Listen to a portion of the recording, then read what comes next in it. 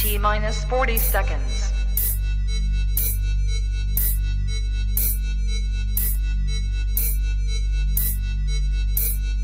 T minus 30 seconds.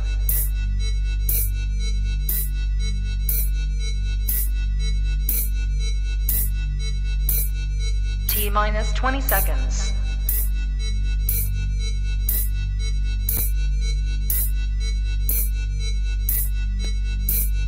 Ten, 9, 8, 7, 6, 5, 4, 3, 2, 1, 0.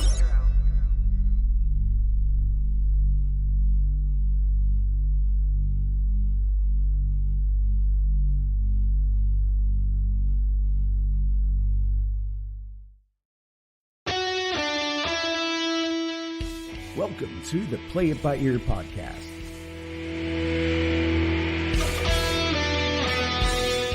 The podcast where the topics may vary because, hey, we play it by ear. And now your hosts, Aric Fiscus, Brady Liming, and Todd Griffin.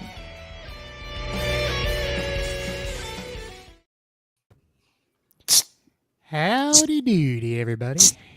Howdy doody. Are you belching, or is that some other That's the thing time. going That's on the there? countdown. The little. Oh, gotcha, I thought you were doing it. Yes, it is. The heaps.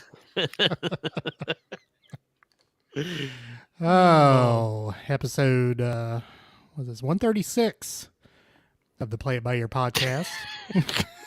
Get that nose out there, man. That was harder to do than I thought it was going to be. Welcome one, welcome all. Check in if you like. Maxwell's with us. Maxwell. Savannah's with us, Savannah. along with a multitude of others who choose to stay in the background and linger, which is fine. No problem. That is. I am the sage of silliness, Aric Fiscus. I'm still Pinkerton. Pinkerton. And I am the yeoman guard of guffaws. Welcome The to my yeoman guard's the compatriots. beef eater. After last episode, I kind of wish you were the glizzy gladiator. I had a quarter-pound beef hot dog at the Washington Nationals Park. It was the most excellent hot dog I've ever got. See, I enjoy a hot dog, and I like a foot long, but I like the diameter to be typical hot dog in width. You know what I mean? If I get want a one of those, girthier hot dog. no, I've had those half pound dog, and to me, I mean, I can never finish one. Yeah. Well, this was just a quarter pounder, and it wasn't. I won't call it. Its ratio was not any bigger. I would compare it to a big red Smoky, slightly bigger than a normal dog, but not like one of those bamboo poles that's been.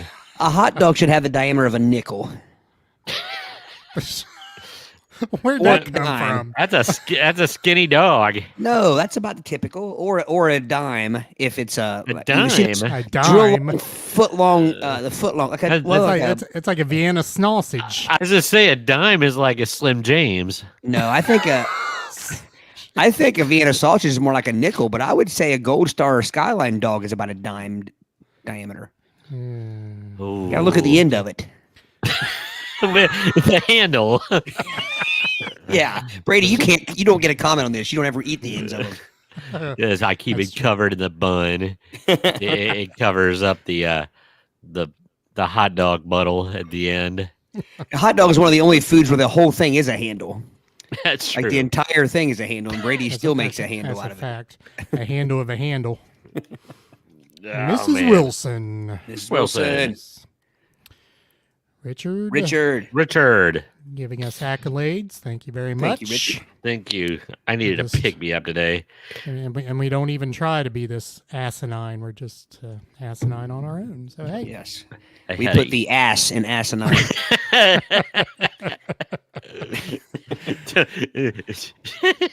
I'll stop. The wifey is in the room, Todd. Hello, wifey. She's I will say I've been hearing her chuckle out loud quite a bit over the last day or so, listening to last week's episode or watching last week's episode, because I did tell her that was an episode you had to watch kind of to get the full. The visual was needed in a lot of cases there. Treva is with us. Treva. John. Big bad John. And Tanya. Hello, Tanya. Howdy.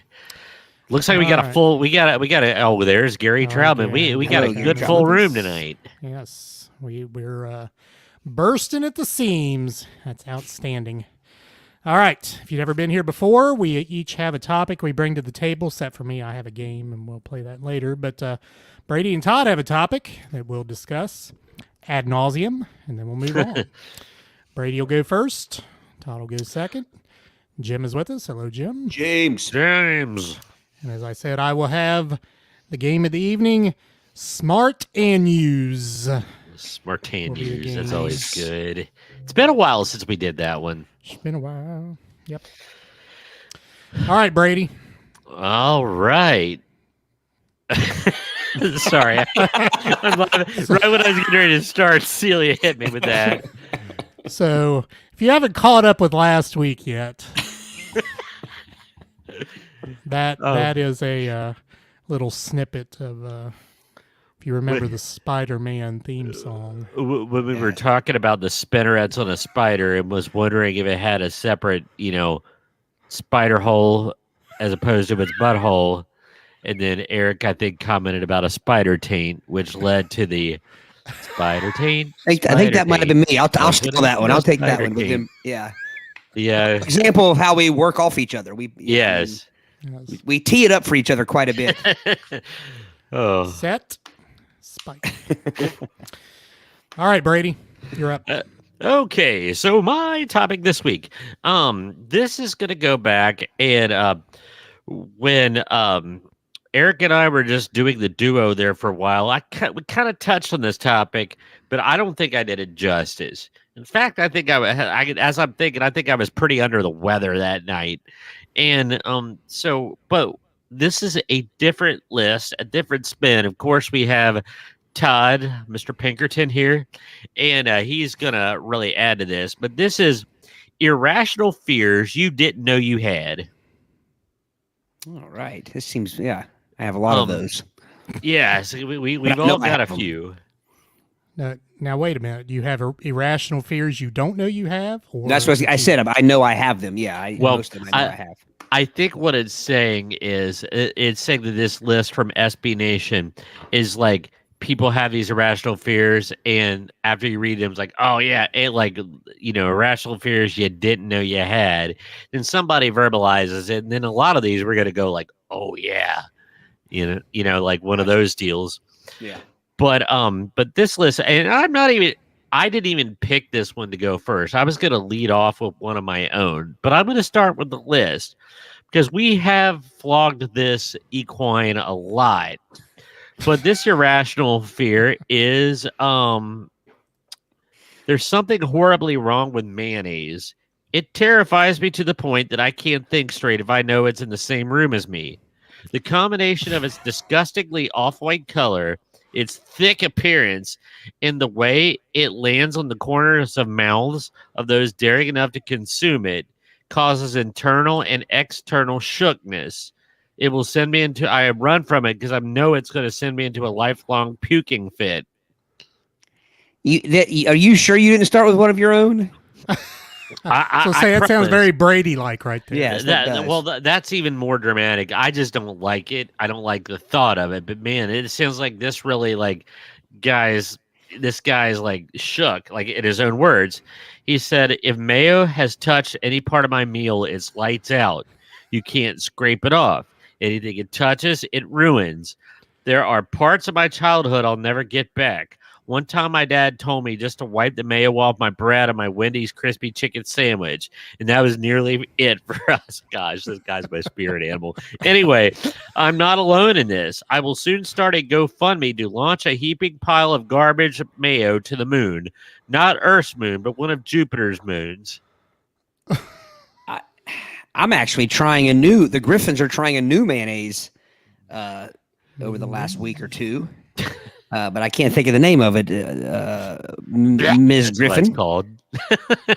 If the wifey can help me out. Well, why do you think it's called Hellman's? Because it's from hell, man. Now, But anyway, this has nothing to do with mayonnaise, but I often Duke's. I've heard of Duke's mayonnaise. Duke's, I don't know if yeah, I've ever very tried good. it. Tangy. Got the yellow label. Yeah. Oh, mom's in the room. uh-oh. She's threatening with the backhand. Yes, she is. I should have said it's from Hades. I apologize. No, I frequently talk about Gary Goldman on this show. And, he talks about grapefruit, and he said grapefruit went to grape and said, "Hey, can I borrow your name because no one's buying me?" And said grapefruit used to be called because that's what everyone said when they ate it. It just made me think of what you said about the mayonnaise. Yeah. Hey, Aric, I can't remember. You like grapefruit, don't you? I can eat grapefruit properly. Can I stop you? I was going to say, if it's got a ton You of eat sugar. grapefruit with an IV bag full of liquid sweetener plugged in to that grapefruit, because it's I not gotta enough load it on down you. with You sugar. have to cover it with a bunch of stuff to make it edible. True. Does anyone out there listening eat grapefruit without sugar on top? Straight up grapefruit. That'll make your lips pucker. That'll make the sides of your mouth pucker. Oh, And grapefruit in a fruit salad. That's just torturous. That's pollutes the whole thing. well, I'm still scarred by this. I don't know where I was, but I was given a small can of Donald Duck, and I thought it was Donald Duck orange juice, but it was grapefruit juice because I thought it was an orange on the thing, and my face inverted for a week. So, Aric, I can't remember. Do you eat mayonnaise? I do. Yeah. Do you put Miracle Whip? Miracle Whip. Yes, I do. Good. Yeah. Yeah, Good but man. like I said, we waxed a lot about my dislike of mayonnaise, but I do get that, man. I can scrape some ketchup off or guacamole, but if mayonnaise has touched that fried surface, I know exactly what he means, because only a sandblaster it's going to get it off the surface of that. It does pollute it, and it just and it's tricky because often it's the same color as the bread. Yeah. So even if you scrape it off, you might have some in the pores of the bread. Oh, there's a sheen. There's always a sheen. You can't scrape it off. Well, sometimes you gotta hold the bread to the light to see the sheen. to see the sheen. the Yeah. sheen.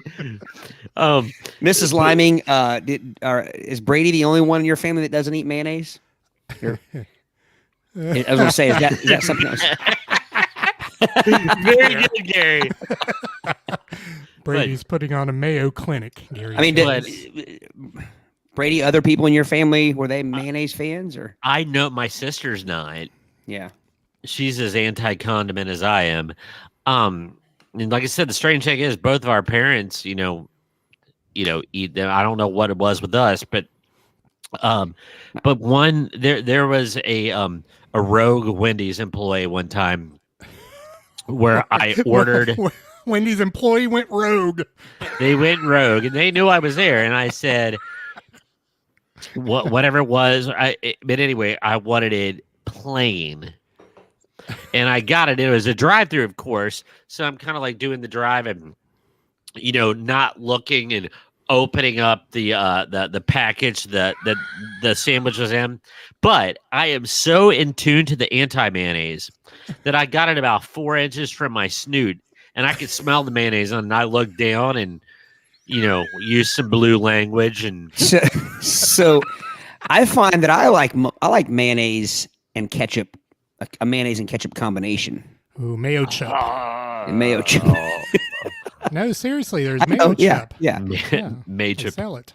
Well, I wish a rogue Wendy's employee would come bring back the grilled chicken sandwich because Oh yeah. Oh, What's yeah. up with that? That's terrible. surely they'll bring that back. I haven't found anyone who's happy about that. Oh yeah, and then they And- made me gain 20 pounds by getting that. Basically, it's like a chicken parmesan sandwich at Wendy's. Oh yeah, they had the burger They had to it like for a month. a fried Parmesan wedge on it. It was great. And then Or mozzarella, I went to not Parmesan. Yeah. like 3 days before I got one, then I pulled in the drive-thru. Like, oh, we no longer had those. And then I drove it right through the front of the restaurant. And I would like to be able to order to place an order of just those mozzarella discs. two of them in order would be good. You get 1, 2, or 3. That would be a good. yeah, serving they side were options. phenomenal. So in this era of personal fitness, Wendy's has like 5 different types of breaded chicken sandwiches and a grilled chicken wrap. Crap. But they won't put the grilled chicken on a bun for you. They did. I mean, they had it for years. They had a great Oh. grilled chicken sandwich. Yeah. But they won't now. Yeah. It's Well, it's a illegal. different shape. It's a different shape for the wrap.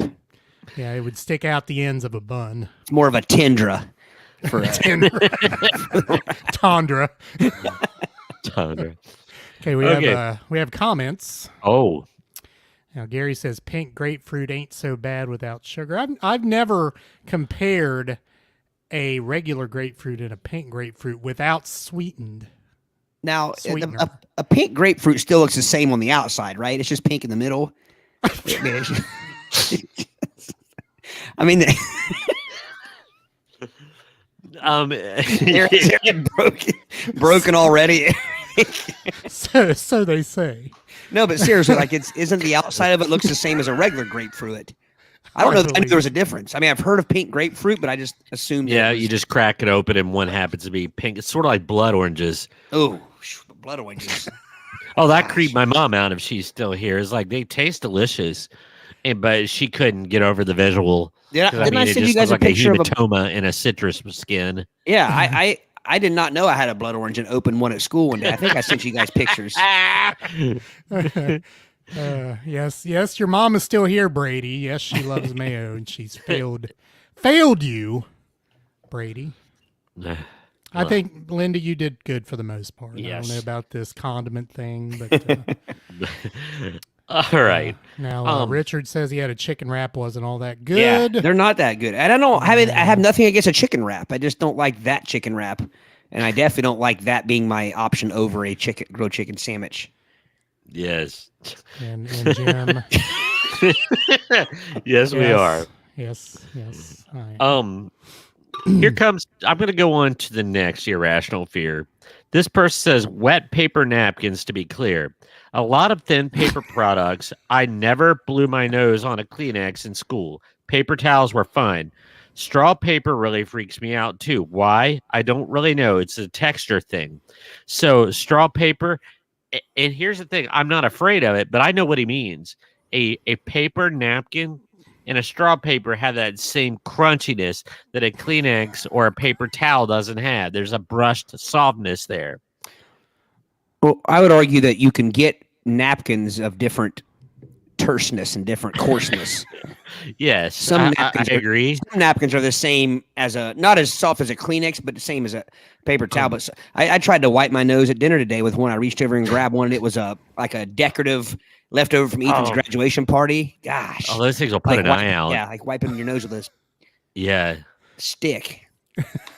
Sandpaper. Okay. This one's just an over under quick. Mannequins. They have an irrational fear of mannequins, and I get that. There can be some creepy mannequins. Out Only there. if it's like an abandoned store, like at night or something. I could see them. Yeah. Yeah. And what this person says, excuse me, string cheese. What if a piece of chalk had the consistency of rubber? I don't know, and I'm never going to find out, but it's called string cheese. Well, see, right there, they just discredited themselves. They've never even tried it. I think it's because, well, Now, I did crack up one time. I was opening up a a cheese stick thing for a Randallin, and I was on the counter, and you know how you kind of got to rip them two ways. Well, it fell out onto the counter, and it bounced a good 2 inches. String cheese is But- glorious. I have a Yeah. hard time being patient enough to eat it in strings, though. Oh no, I just eat it as a stick. Yeah. There's no need to, rip it into fronds. Who came up with that? Whoever came up with, hey, let's make this cheese stringy. Let's make it like a banana. Let's make it like the inside of a What? banana. Do you think And it was then- accidental? Do you think they really just meant Yeah. to make a cheese stick and realized that it Probably. kind of pulled apart? Like, hey, Yeah. check this out. Yeah, It was it's a shareable. fortunate mistake. Yeah, But no other shapes of cheese do that. You can't take a cheese block and pull it apart, or a cheese wedge, or yeah. anything else. I would like to know the science behind that. What causes the string cheese to be able to be separated from itself? Where is Dentist West? He was our academic researcher last week. Yeah, Dennis. It does seem like they made like strands of cheese and then somehow melded them together. put them together. Yeah. But yeah, it is kind of a weird miracle, but it is very bouncy, and I could see, not that I agree, but I could see why somebody would be put off by its rubberiness. Yeah. But okay, here's one. I can't wrap my head around this, but this person has an irrational fear of walking down into the Grand Canyon. Wouldn't do it. He said descending into a giant hole with no guardrails along the way seems like it would scare anybody, but some people were running down. I think I mainly couldn't handle watching my daughter walk down the thin slope right next to me. Yeah, I'm sorry for my apparent irrational fear, but they couldn't even wrap their head around walking into that chasm. See, I think that is directly related to it's in the same family as a fear of heights. Yeah. Yeah. Because I'm kind of that way too. I've never been to the Grand Canyon, but the idea of riding a donkey down into it. No. Won't do that. Yeah, along that narrow path. I mean, all it takes is one rattlesnake or Yeah, I don't trust my own ass flashlight walking down donkey into in front of the it to distract into the it. canyon. Sitting on another ass is another That's story. right. It's kind of like Aric's roller coaster rule, where his Oh yeah, his the butt ass over the doesn't head go rule. above his head. I don't. Yeah. My ass doesn't go in another ass to ride down to the Grand Canyon. The Brady Bunch did it. Yes, True. they did. When we were out in the Grand Canyon when I was a Ute, there was a reason. Like it's like we pondered, but I don't think they realized it was an overnight trip, and that there was just something that there was a reason. Like they thought about it, but there was a reason we didn't do it. It's an overnight trip. I think it's a what day hike down, and there's some. It's not quick. It's not like. Was the Brady Bunch one of the first shows of its kind to have the cast going to different different Field trips. field trips, Yeah, vacations? yeah. I mean, they went to Kings Island, for goodness sake. They went Yeah. to Hawaii. Hawaii. Yeah, Hawaii. they went to where'd they go when they ended up in jail and had to do the old belt The Old West. tie their socks together? Was that part of the Grand Canyon I trip? think it was. See, we couldn't do that now because that same family on a trip would have booty socks on. They wouldn't be able to tie. They wouldn't be able to get a long enough sock rope to get to the keys. That's true. Those 70 socks came in handy. Yeah. Those long tube socks. All right, we have comments here. Richard says, going back to the Paper discussion napkins. about paper napkins and such. If he has to blow his nose, he doesn't care what it's on. Richard, not bad strategy. Hope my shirt's not near you and you need to blow your nose. Linda, toilet paper also. Up her nose blowing. Yeah, Yeah, that's right. that's a good second choice of an emergency. Yeah. Richard also discusses the string cheese package being hard to open. It can be, Oh yeah. but sometimes it's easy. I don't know. It just goes from package to package. John says, I guess you meant string cheese there, John. Must have alcohol involved somehow. Do you eat string cheese when you're drinking? I've never heard of that.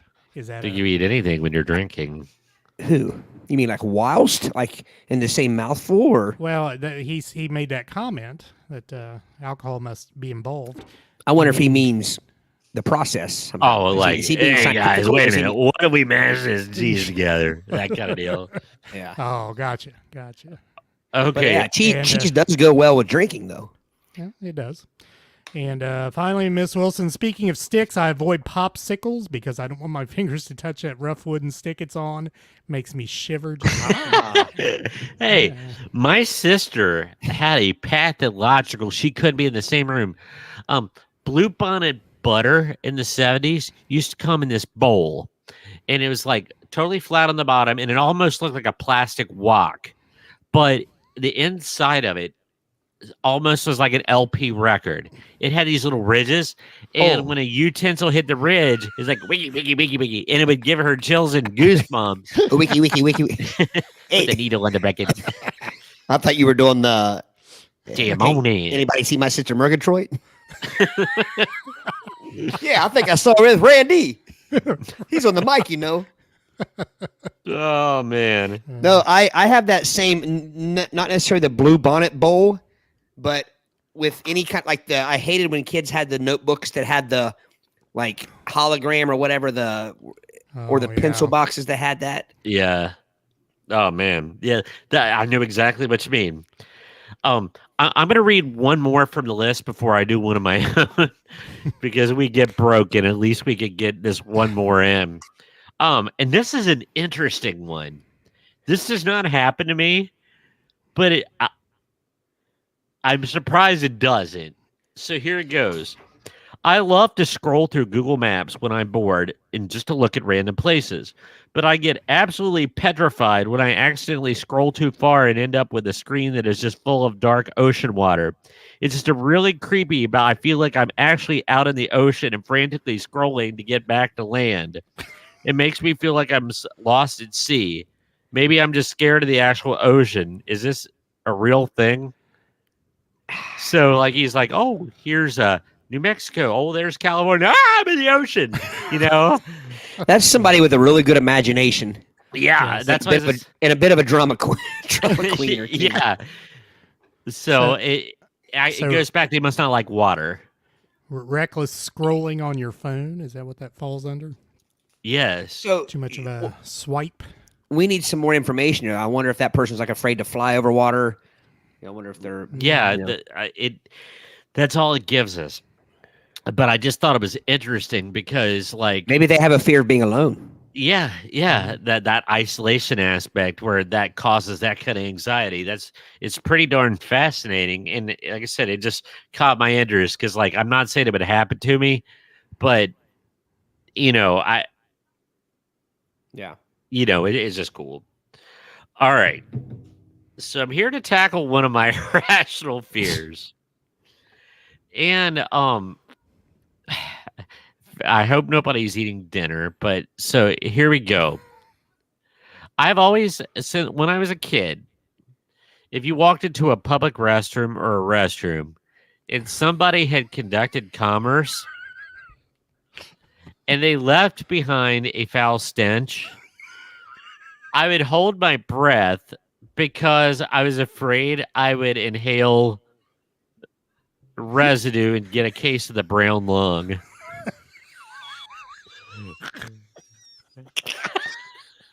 And Mrs. Limey just logged off. And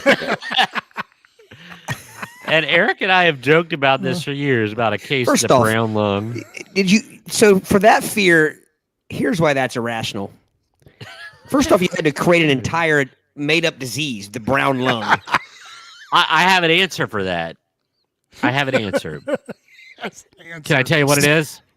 What? This will help give you perspective. Because you know those little kid shorts that they would play in between Saturday morning cartoons? Like they were like a little news bulletin thing for kids. Yeah. And they were talking about coal miners getting black lung. Well, my mind made a leap that if coal miners could get black lung, you could get brown lung from going into a soiled restroom. Well, but why did it stop there? How come? Did you just think any color would work? Like if you lay in the grass, you'll get green lung. No. That's what makes it so because you eat too much cheese, you get yellow lung. Well, but those are pleasant things. Coal dust isn't good, and poop dust isn't good. And I think it just, I just had this visual of, your lungs filling up and getting a case of brown lung. Now, did I actually believe that was going to happen? This is where it gets funny. I didn't, but I also didn't want to take a chance. Well, hang on a minute. So how did you hold your breath that long? I would, that's just it. We're talking a kid's perspective here. Yeah. So, I mean, and there's not Literally, too many times. You sucked in to hold that breath. You sucked in more particles than if you just would have. Yeah. But off-white lung. Sorry, Gary. I'm looking at your comment. But yeah, and I really believe because I was a news watcher as a kid, and I was kind of like an information sponge, and I think it just I made the intellectual leap that if one could get black lung, you could get brown lung, and that was the genesis of it. I think you're stretching the word intellectual there. I was going to say, I like how Brady's taking something completely ridiculous and making it sound like it derives from intelligence. I call it cause and effect. It was like so. See, anyway. now my fear of sharks is based completely on intelligence. I pretty much know how crazy and nasty they are because I'm intelligent. Well, when they come out with the causes of all these ailments is actually brown lung, you're going to look back at this episode and say, "Ha! He was right." Hang on, Mrs. Limey's going to comment. I think I know what she's saying. I bet your neck we're all stretched out all the time. Is that what she's saying? Yeah, like yeah. So, thank you, Yes, John. You're welcome. So, and like I said, the key is irrational, but I was a wee child. Well, wouldn't you go as to say a lot of fears are irrational? Oh yeah, absolutely. I mean, you should have seen me the other night at Big Ash Brewing, loading in and loading out when I found out the shrubbery and the flower beds were all full of lizards. Shrubbery. I wouldn't let my door. I wouldn't let my door to my car be open for more than just a couple of seconds at a time because I could just see me getting home and a bunch of lizards. Then I bring them to Highland County because we don't have them in Highland County. Oh no, there are no lizards at all in Highland County. No, but it was full of them there. Interesting. Our keyboard player didn't believe me but the rest of us all saw them. But they're over that because SJ they have it at their house in Milford there. So is this a new phenomenon? Is this like a non-native invasive species? From what I understand, I don't know how true this is, but I've heard, and I don't know the year, the family, but a Cincinnati family, maybe the Linders, or like a well-to-do Cincinnati family back a long, long time ago. Their son brought them home from Italy, like snuck a bunch of them in his backpack. Like you can look that up and find it like in Cincinnati newspapers and stuff. And because they're lizard. Coincidence. But yeah, so that's supposedly, I don't know what kind of lizards they are, but they're fast and nasty. Little and I'm afraid of them. But see, it's irrational because I know a lizard couldn't hurt me if we went mono to Lizzo. But mono a Lizzo. But what they could do though is cause me to stumble and fall and hit my head on something. Could run up the leg of your short. That's right. Well, and then I'd be making some brown dust. As long as Brady wasn't around. Yeah. The funniest lizard encounter, man, I was at Cancun, and in Mexico, these large iguanas are all over the place. I didn't know that, but there was a stone wall, and they liked the warm stone. Man, I was walking by one paying attention, and I spun my head, and it was like looking at eye level right at me. It was very non-threatening, but it was a big old lizard, and I about made brown dust too. Well, when we went to Mexico, I had read about them, and I thought I'll just luck out and I won't see that many. They were all over the resort. Yeah. But you get used to them, and they're not fast. That's the difference. No, they're slow. They're kind of like a Mexican version of a squirrel. I mean, they're all over, and they really don't bother anybody. No, they just sit there. I don't like things that scurry. That's what it is. Like those So- little geckos in Florida that'll flap out its pouch at you. Oh, no, so, those, so define scurry. like quickly, low to the ground, fast, Frantic, frantic. Yes. frenzy. Yeah, thank you. We're going People with don't the F's. scurry. But I know what he means. My uncle always called them lickety licks because they're always like. But anyway, okay, escalators. You were told. I was told about the kid that got his pants leg caught in the escalator and ripped it off. Okay, now hold on. And this is for real. I know what you're gonna say. Does it Some- involve the airport? Yes. Yes. Some lady lost her leg in the moving walkway at the airport.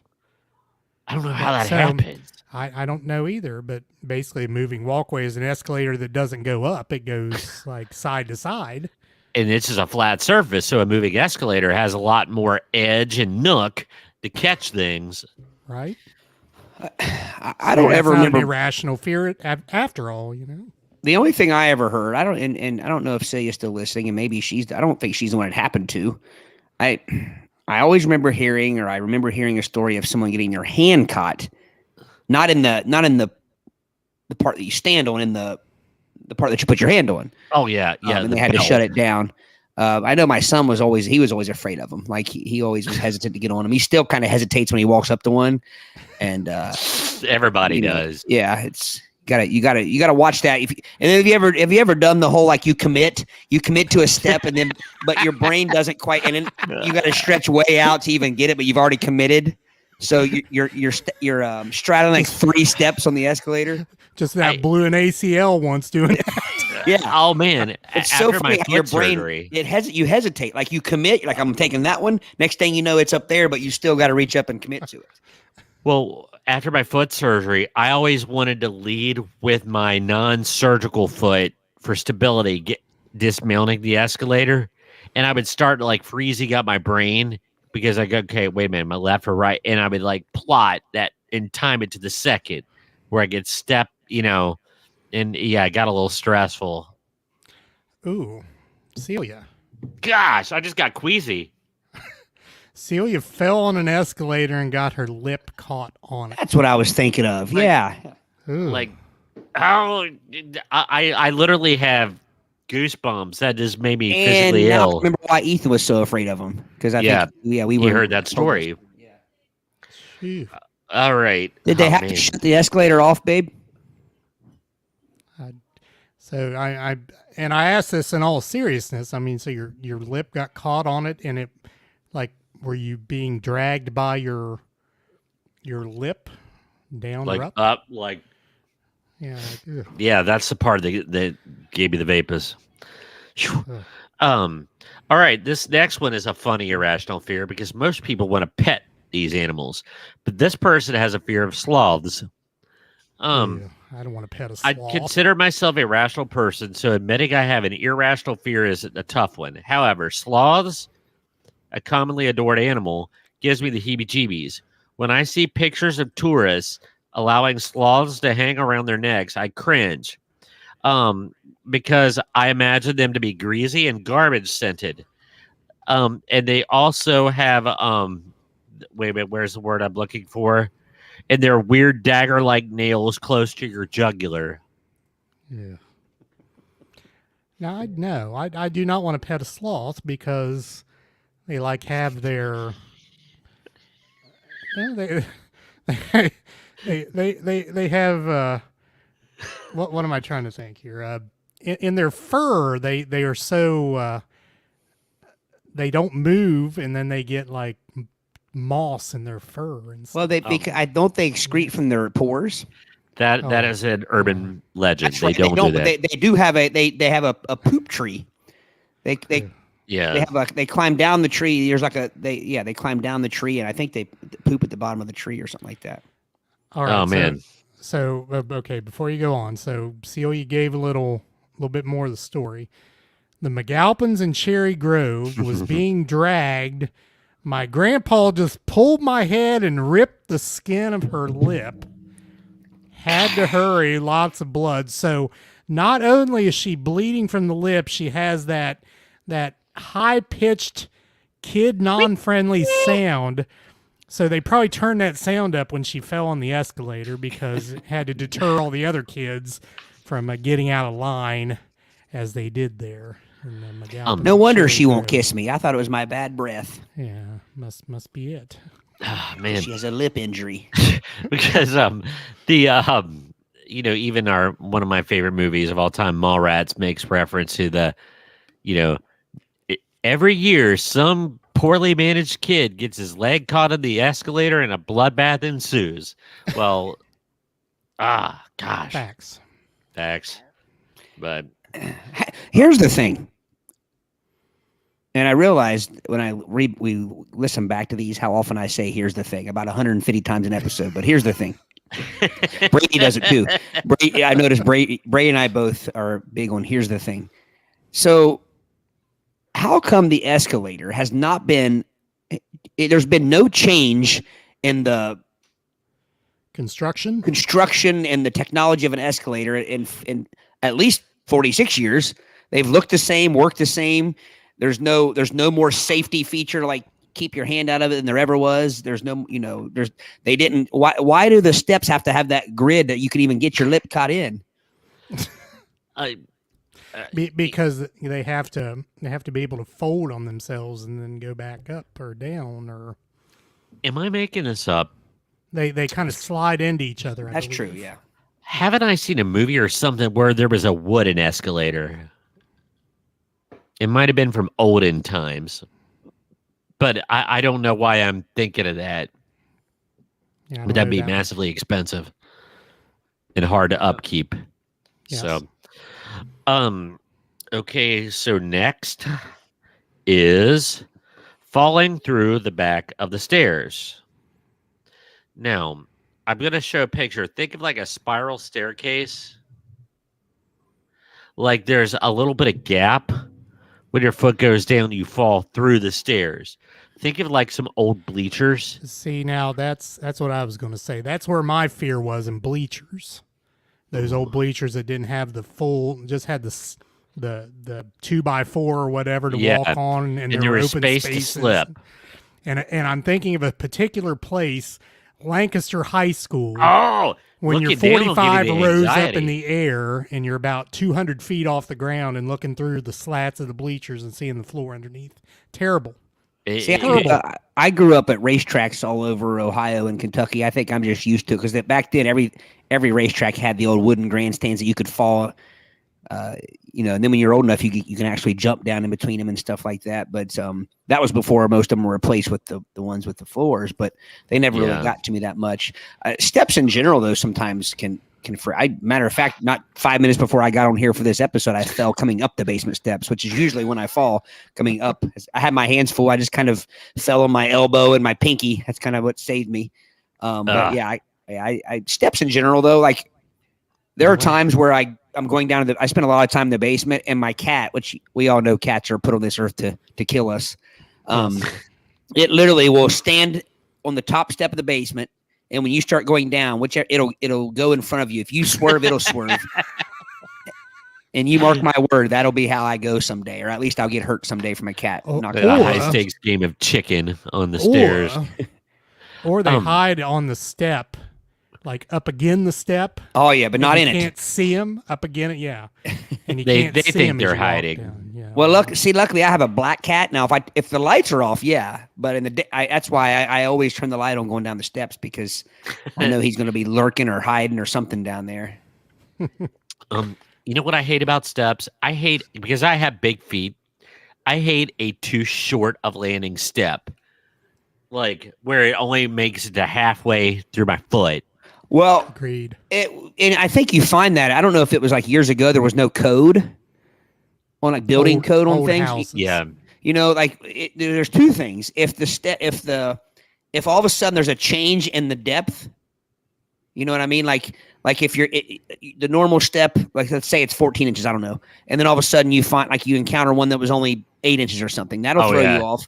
You're walking in a rhythm, and all of a sudden your Yeah. rhythm gets disrupted. Or if a step depth isn't Yeah.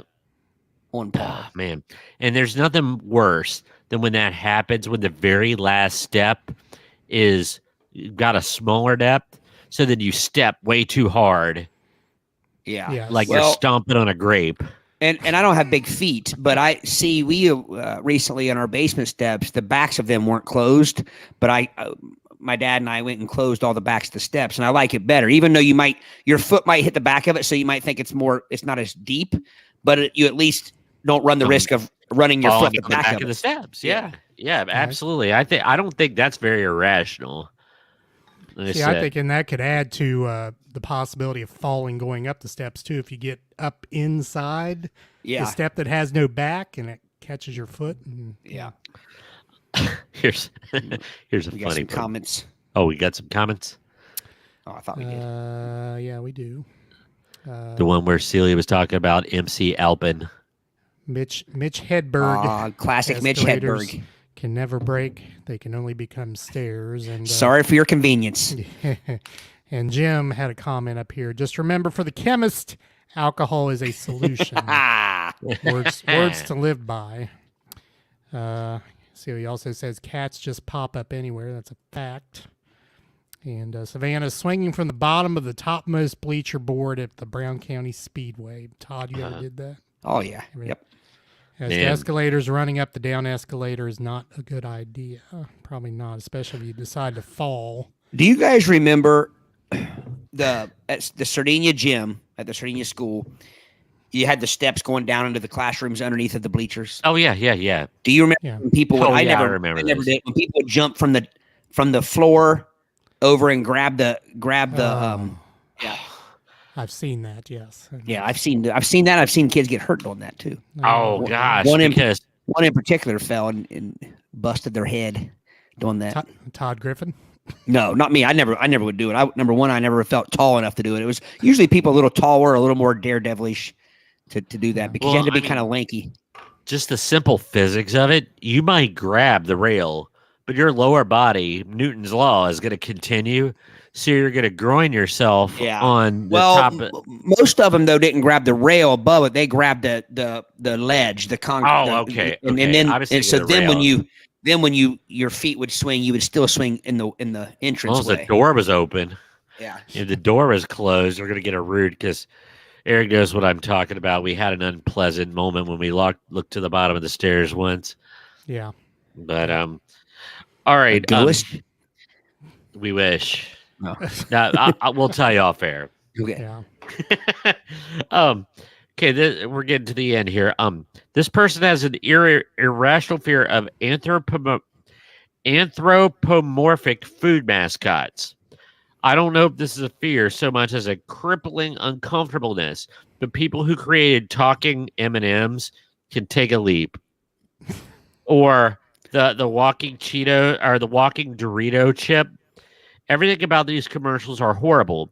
The cavalier attitudes these possessed foodstuffs have toward their own mortality. The glee in which real people want to devour these things. Tell me, when you eat the chips out of a talking Tostitos bag, what are you eating? Its brains, its guts, its soul? Does it die when you get to the bottom of the bag? Talking tomatoes aren't cute. M&M's trying to escape human clutches because they'll be eaten and dead if they don't isn't cute. These commercials make me want to change the channel faster than those Sarah McLachlan commercials. Does it really say that? Yes. I think I've looked at it either wrong or right my whole life then, because I always looked at it as the talking spokesman wasn't one that's up for the eating. Like you don't eat that one. Like, you know what I mean? Like the talking M&Ms don't get eaten because they're out touring the country talking. So they just sacrifice all the rest of the M&Ms to be. Did anybody actually ever feel like, okay, so like the California raisins, every raisin, did you think it was like in your head, did you picture a live talking, singing raisin? So the ones that weren't musical got it? Yes, the ones that couldn't talk. The ones that didn't have the proper features to speak. So these foodstuffs sold their brothers and sisters out to death to be spokes. I don't take as they were all related. I mean, I don't think every Dorito across the land is related. No, but aren't you playing a party if you're a talking M&M and you're advertising M&Ms to the world? You're playing a part in your brothers and sisters being food. You're peddling your kind. I don't disagree. I can question the motive and the morals of said talking food, but I never once felt like just because one could talk, all of them could talk. It's survival of the fittest. Yeah. But so do you suppose that there's only 4 talking see, that would lead me to believe that there are billions of talking M&Ms when they're in reality there's only 4 or however many. Okay, let's go off on another tangent then. Are there other talking M&Ms that just were not as talented as spokespersons, like maybe with a stutter or something, and they get sacrificed to be eaten? No. No, that's what I said in my head. I never imagined. I mean, I guess I could see how a kid would think, "Wow, M&Ms can talk," because that. But I always looked at it as those ones could talk right there, but none of the rest of them can. I see. What I imagine is a bunch of other M&Ms in a building someplace, and this one, and a self-preservation is the spokesperson because it doesn't want to get et. So as long as it's useful, I mean, I can guarantee if you were to go eat an M&M and it suddenly grew arms and legs and pleaded for its life, you wouldn't eat it. But if it doesn't put up a fuss, it's done. Gary says the talking ones are the handles. Man, because it's the plain ones are going to get eaten because they don't have the nuts to speak up for themselves. Were there ever any talking plain ones? Nice. But were there ever any talking? Were the plain ones or did the nut ones talk? I think they were all of them because even the peanut butter one got it. There was different colors. I don't think they delineated if they were plain or peanut. Go ahead. You can tell by the shape. Well, if you go by that reasoning in life, how did you ever put the Fruit of the Loom boys through that mess their whole lives? Oh, because those weren't real. Those were just people in fruit costumes. No, you can't tell me that those weren't real, when in fact those were the only real humans. No, it was obviously a person in a fruit costume. Doesn't matter. You still shove them in your underwear and warm around your whole life. Well, I mean, come on. I mean, if you're going to be fruit, you might as well advertise underwear. You're not going to be eaten anyway. Yeah, but much worse. I would rather be eaten. On. Yeah. Talk about brown lung. Gary, what about the cannibal cereal eating each other before we eat the survivors? Miss Wilson also has used to have painted wooden steps from the second floor to a closed door at the end. We always knew who tried to quickly come upstairs with socks on. Bump, bump, bump, bam. Yeah. When we opened the door to see the person sitting there in a daze. Socks and stairs are not a good mix. Like some of those, there was a couple episodes of Miami Vice where the trendy, drug dealer Miami Den, they had the, ultra modern. They were clear glass acrylic steps in a spiral, and all I could think of is I would kill myself on those. I was going to say that's not functional. No, but anyway, and that messes with your depth perception. Oh yeah, it was just asking for a problem, especially when they're all hopped up on the toot. You know that somebody's gonna fall down those steps. Yes. All right.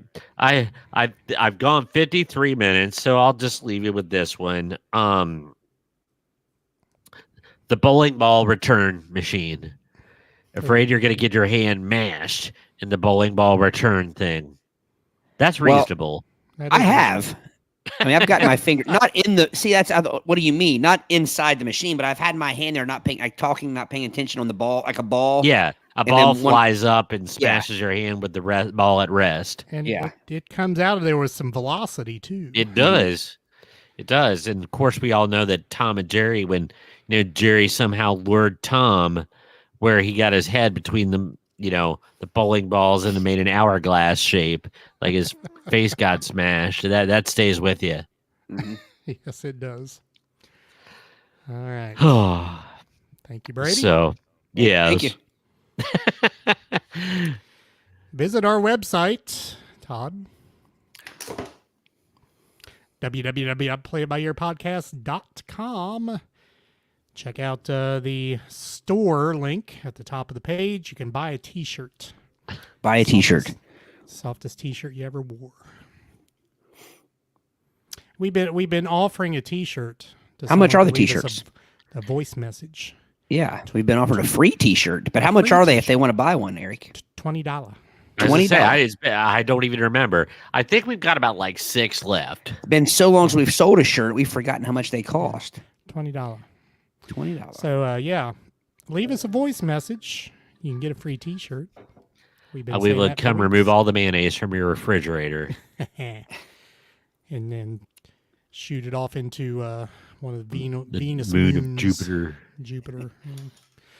All right, Todd. All righty. So Alrighty then. it's been a little while since I have done Am I the Assle? Anuse. Am I the Anuse? And so what this is a subreddit entitled Am I the Assle? And I kind of go through, since we always talk about in this show, we keep it organic. We don't study. We don't rehearse. You can probably tell we don't study and rehearse. But I do sift through these and I grab ones with the titles that I just read the title. So these aren't always funny. Sometimes they're controversial. Sometimes they run the risk of getting us canceled. Cult. But that's the price you pay. So I apologize if any of these I read aren't funny. They don't have to be funny because sometimes they can just make us think, and feel free to chime in. So this first one, now this is interesting because as I flip through this, I'll read you the title, but I do see, because at the bottom of these a lot of times you'll see where there's an edit where like the person who wrote it comes back in maybe after hearing an update, something like that. And as I look through this edit, there's something kind of interesting. And also you can look at and see the comments, and some of the comments are kind of interesting. So I'm going to read this as is, and then I'm going to throw something at you that might change your way of thinking. So here we go. Am I the asshole for telling my wife to stop being a pushover, or I would take away her spending privileges? Go. Gosh. I don't think I need to read any more, and most people are already. We probably have people already mad at us wanting to cancel us because for simply reading that. But let me dig deeper. My wife, 25, female of 5 years, has a sister, 20, female. She's somewhat disabled, and while this, I think he means the sister, by the way. Oh, and while this may sound contradictory, she has a condition which makes working difficult, but not entirely impossible unless she is under stress. Neurological condition, loses muscle control, makes her throw stuff, fall over. So I have no idea about that. I'm not going to. It has nothing to do with what. I don't think this has to do with what it's about. I have no problem with her. It may though. I have no problem with her sister. She is sweet and nice to have around. My wife loves her more than anything. She basically raised her and stepped in when her parents wouldn't or couldn't. This has led to a relationship closer to mother-daughter. My wife would constantly be paying for stuff for her sister, and this made sense to me when she was a minor and was doing much worse health-wise. So apparently she's 20 now, but obviously her sister was taken care of when she was a ute. Recently, through this, though this has increasingly been getting under my skin. I am the sole provider for my household right now since my wife was pregnant and only gave birth recently. We'd spend a lot to buy her sister gifts for holidays, which she would never return the favor, even with something cheap with thought or no thought put into them. We'd always take her out to events or dinner and pay for her every time. She would never even pick up the bill for herself. Again, wasn't entirely an issue until she became an adult, and now I'm fed up with it. She expects my sister to do things like pay for her to go to the doctor or invites us out to lunch and then expects us to pay. She doesn't even schedule her own appointments. My wife takes care of her wherever she asks, even if she has the ability to do it herself, and we live 45 minutes away. She always talks about how she's freelancing and is making money, but then somehow has no money whenever she needs or wants anything. So I want to stop right there. And I want to say that from so far I gather that her sister's condition is not something that physically keeps her from doing things. So just as a recap, her sister is bragging about all the money she's making, freelancing and things like that, but yet she won't pay for anything. She invites them to lunch, doesn't pay for it, doesn't pay or schedule her own doctor's appointments, and it doesn't sound like she has any disability that would keep her from making an appointment. So I'll continue. Right. Again, wasn't entirely an issue until hang on a second. I did not have an issue with this either, really. I thought my wife was being a pushover, but it's ultimately her money until recently. Now she's spending my money on her, and it's really getting me angry. I want to spend my money on my daughter, but we're spending money on this financially irresponsible person. I explained this to my wife in a much nicer way, but we ended up in a fight where I called her sister some pretty messed up things. I ended the conversation by telling her I would take away her access to our joint bank account until she contributes again if she doesn't tell her sister to grow up and that she's not her mother and she's no longer a child. She cannot be dependent on people forever. I think it's an important lesson for her to learn. If she doesn't learn it, she can get back to work and continue supporting her until she's 40 with her own money, not mine.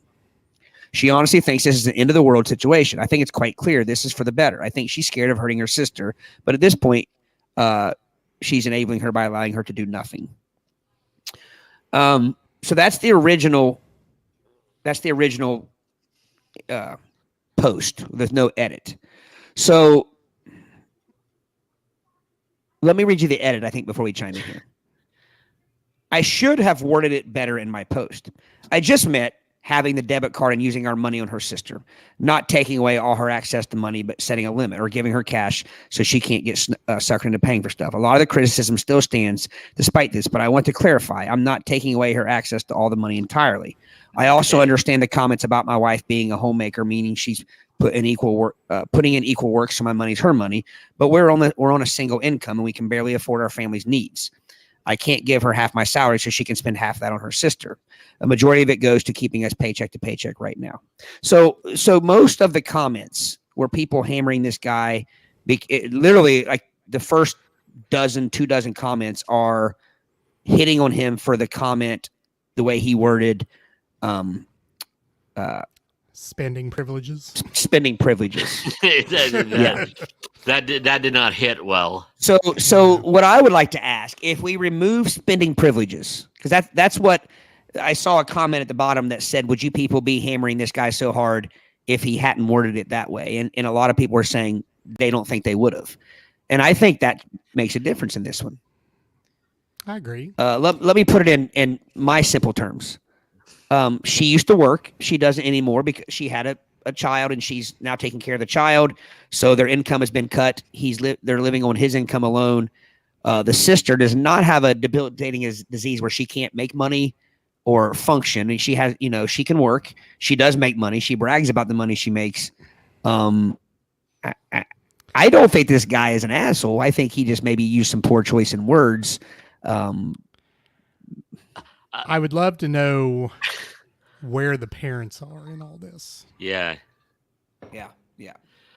I would like to know, like I said, because I have a difficult time coming heavy down on either side because I feel there's like a lot I don't know. I cannot adjudicate this,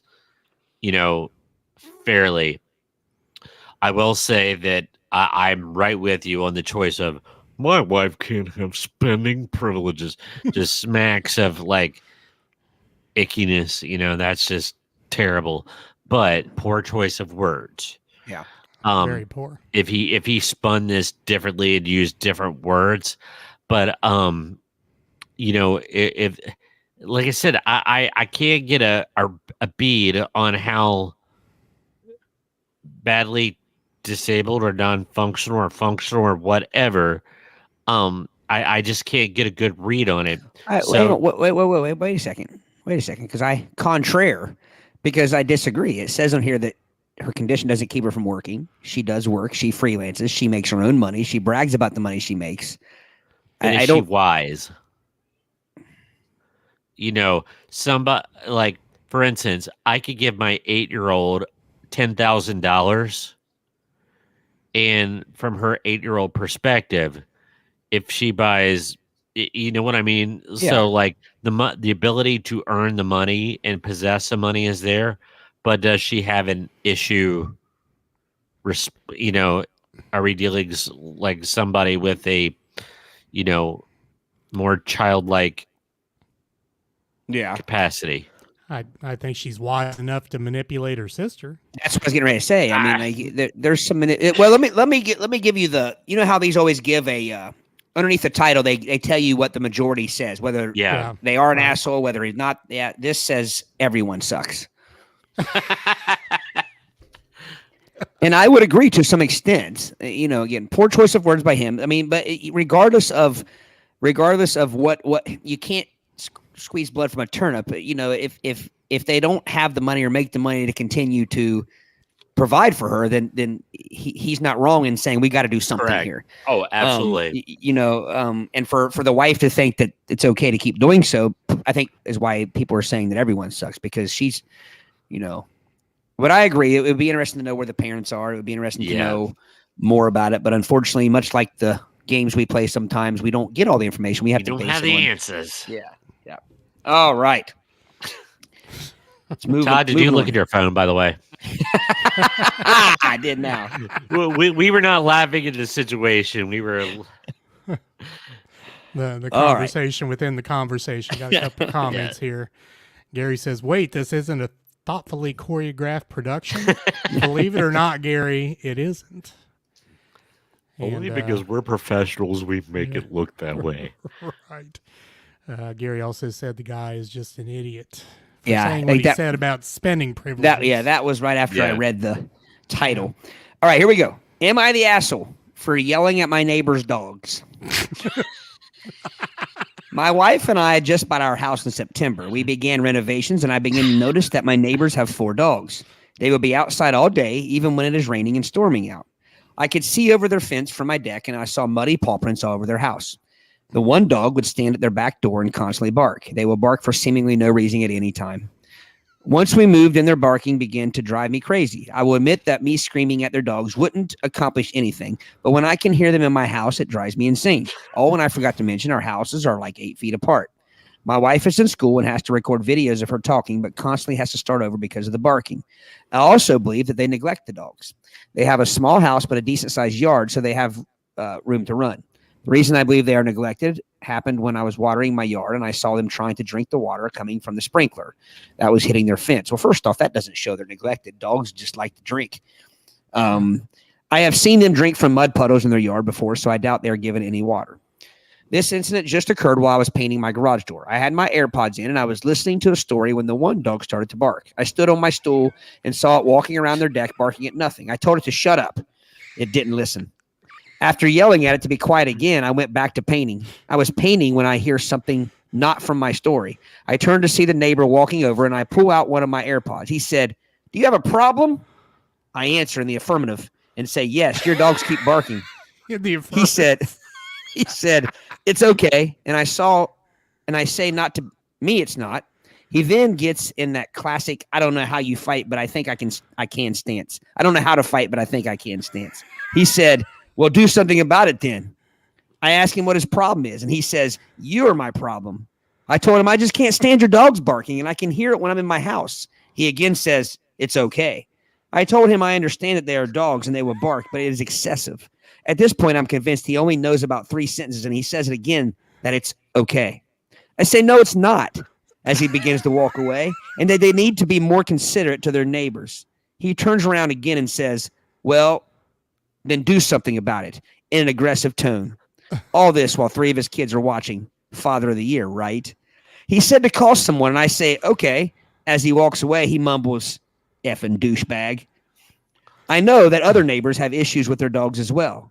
I've heard other neighbors telling them to shut up as well. I'm not entirely sure what my approach should be to this, whether I should, in fact, call the cops for the noise disturbance or the animal or the threatening nature he showed towards me. Call Sarah McLachlan. So tell me, am I the asshole for yelling at my neighbor's dogs for their constant barking?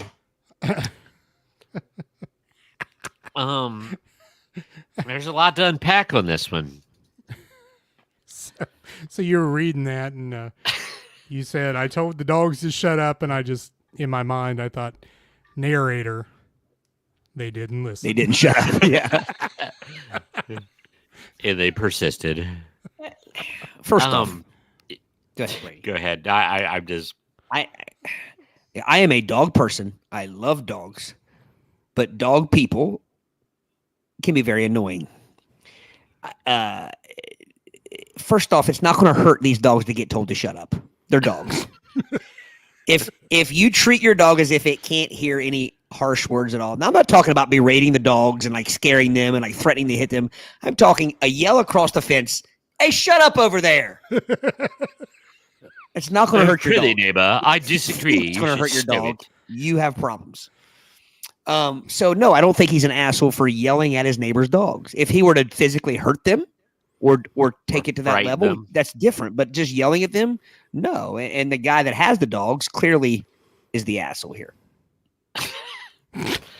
I'm wrapping my head around about what are you going to do about it?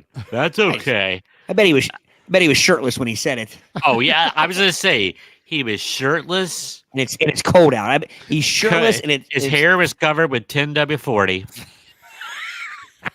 and had no shoes on. Barefoot. Yep. And he was scratching off a lottery ticket or something. I don't know. The poor dogs, I will agree. There's part of this story that makes it sound like they are not cared for. If they are out in bad elements where they shouldn't be, that's not good. But dogs can be noisy, especially the breed. Depends on the breed. I lived in Yorkie Central years ago. There was 2 Yorkies to the left, 2 to the right. Not kidding. 1 across the street and 2 Maltipoos across the street. And I had a 100-pound golden doodle. So when like a jogger or somebody would go by, all you heard was yip, yip, yip, oof, yip, yip. And those yippy ones would just continue to go when my dog would just give one grand bellow and knock it off. So I'm curious to the breed of the dog.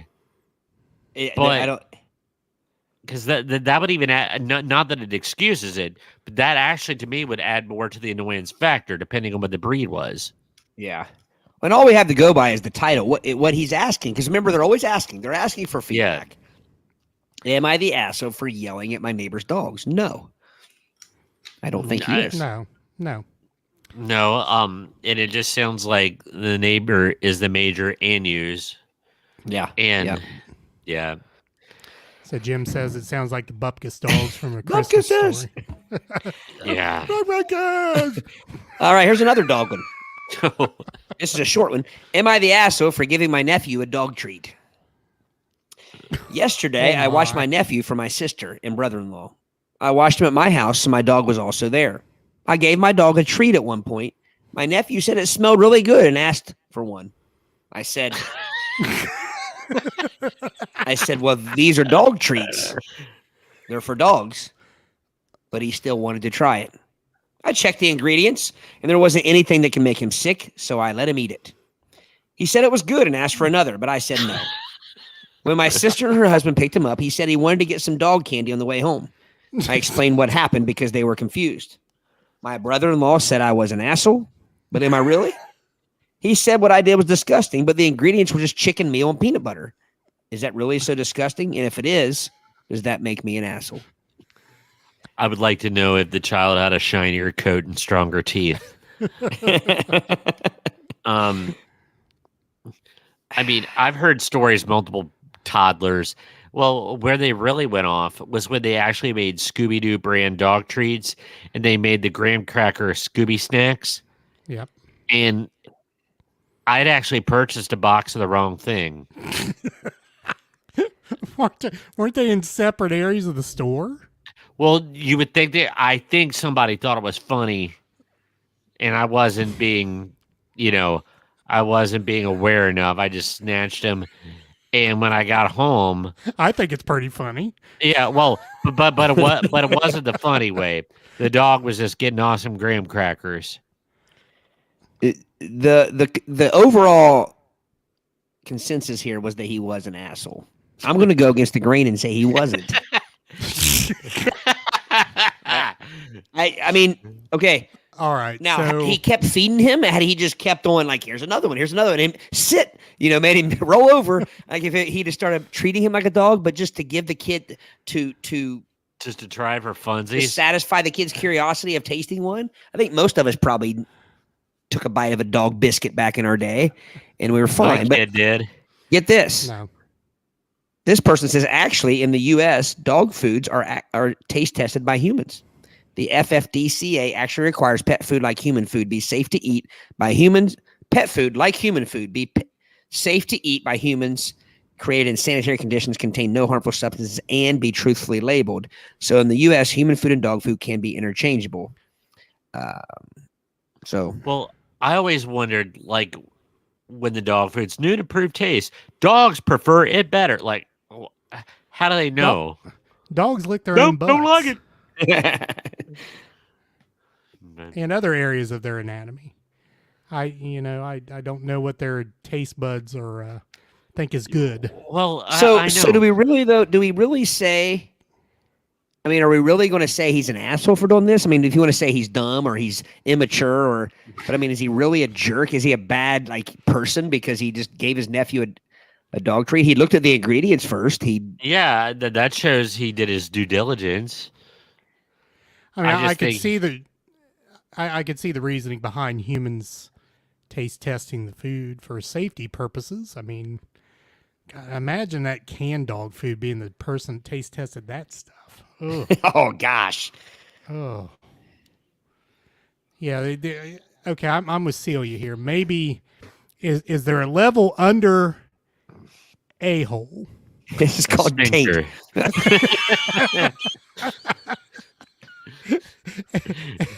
AITT. You don't get- Am I you the don't get- taint? You don't get 2 episodes in a row where you get a taint joke teed up for you. Oh, I just can't. Taint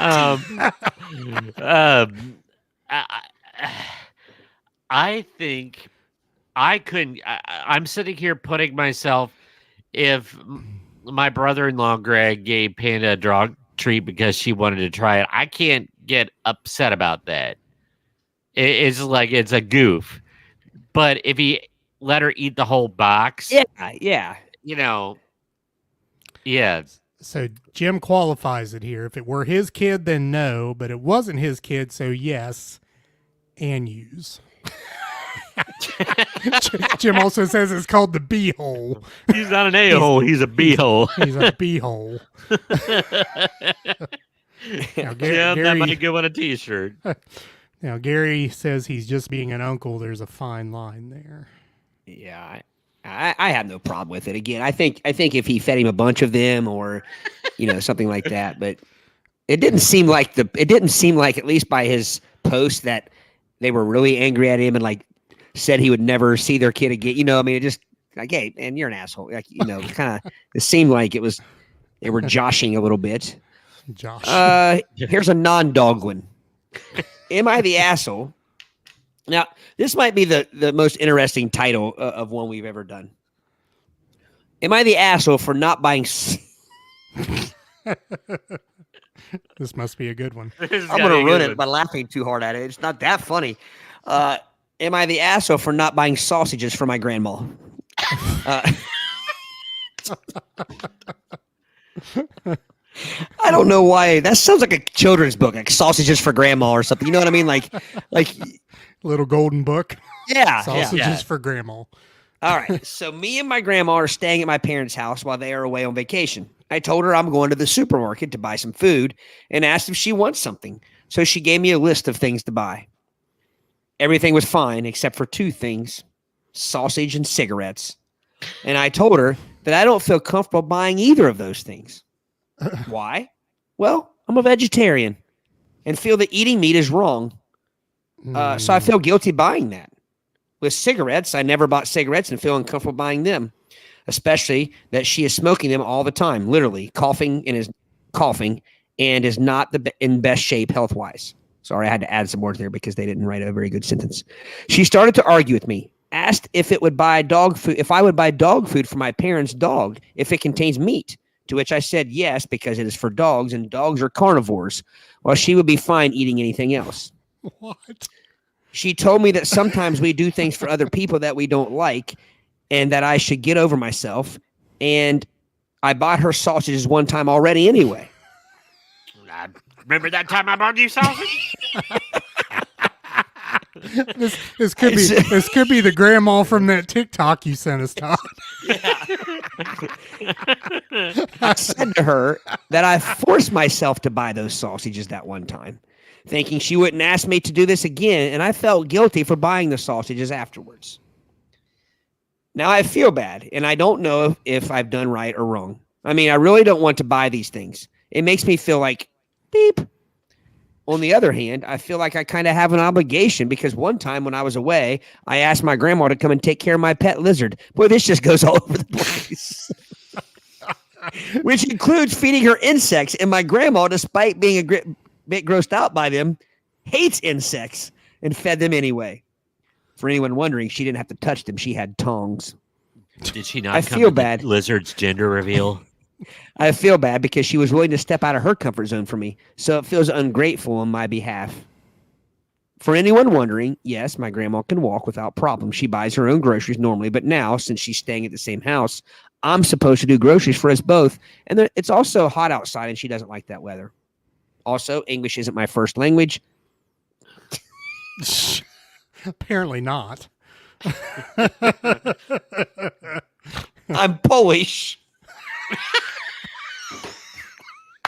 He won't buy a Polish sausage?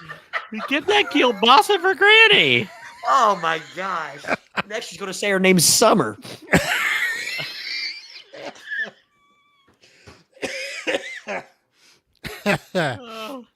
Oh, my goodness. Please tell me they immigrated to Vienna before they came to the United States. Oh. What say you, gentlemen? All right. At the risk of being canceled. Here we go. I think we're thinking the same thing.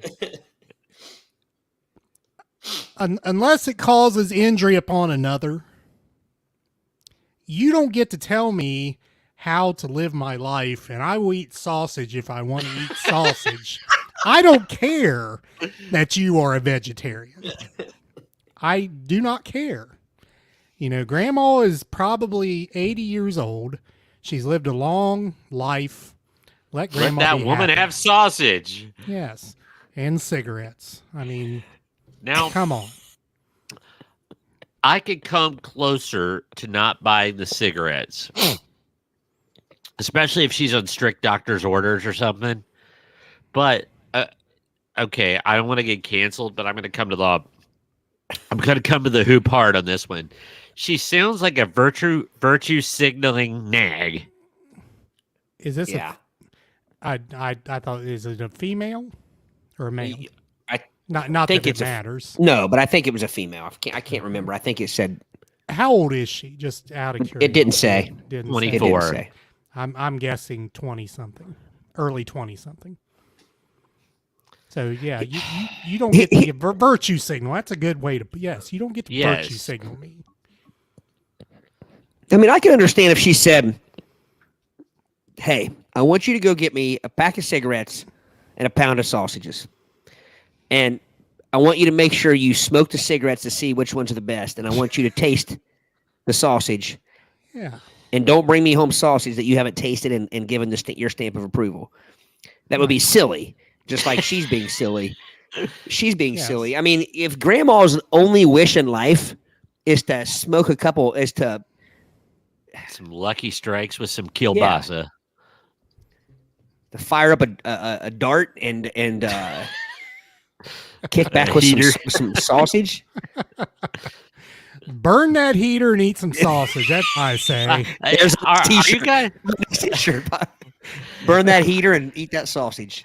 Yes. All I can imagine is Marge shot with like this huge, like the kind of sausage you get at the fair, those big old ones. Like you And throw over your then shoulder. They're like linked by string or whatever. Yeah, like when Tom gets ran through the grater, in Tom and Jerry, he becomes sausage links.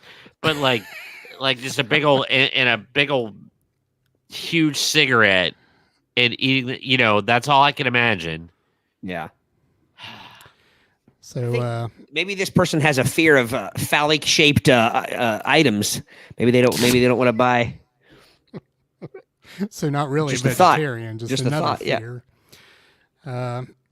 So Celia says Anuse, and Yeah. what a toolbox. Gary says use tongs to get sausages for Grandma. Problem solved. Jim says Grandma is not asking you to eat the sausage or smoke. Be respectful. Let Grandma smoke him if she got him. She ain't got him. That's a problem. Now Yep. she's gonna send this ungrateful grandchild out to. That's a good way of putting it. Smokes. She's ungrateful. And by the end of it, she knows she's ungrateful, yet she's still going to the internet and asking people what to do. She sounds like a Ponz. Yeah. That's just facts. Yeah. A virtue signaling Ponz, and nobody likes a Ponz. All right. That's, Am I the asshole for asking my boyfriend to pee sitting down? yes. Yes. I don't even need to hear it. Yes. All right. Men in my culture are taught to pee sitting down in their homes to maintain cleanliness. Stop. Does it? But before you go any farther, does it say he's from a different region of the world? Hang on, I get there. I haven't read it yet. Okay. It's a culture thing. My Okay. country of origin also has bidets. Amen. In every home. Amen. It's a requirement of any respectable house. It's also very against my religion to pee in showers, as you now contaminate a space meant for cleanliness and purity. Overall, is there a verse in the holy book about peeing in the shower? Brady says yes. I've not seen it. Overall, the importance of cleaning oneself is a major facet of my religion. I have a lot of issues with my religion. I don't practice, and I'm agnostic. Been in this already. What the crap? But the emphasis on hygiene is something I really appreciate. So basically, this person's picking out parts of the religion that she wants to Virtue signal. yeah. Suffice it to say, when I moved to America a few years ago and learned that people pee in showers and pools, pee standing in their own homes, and wipe their bottoms with dry toilet paper. Heresy.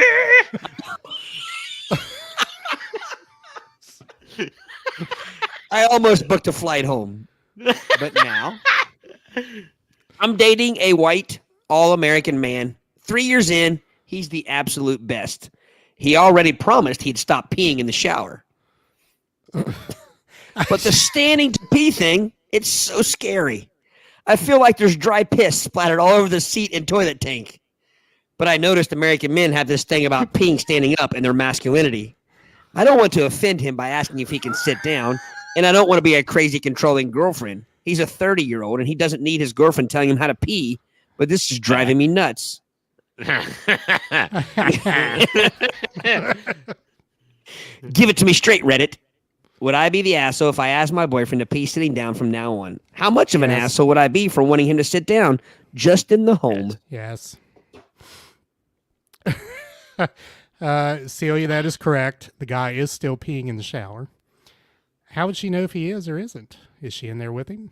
Does she have some of that blue stuff that comes out of Yows.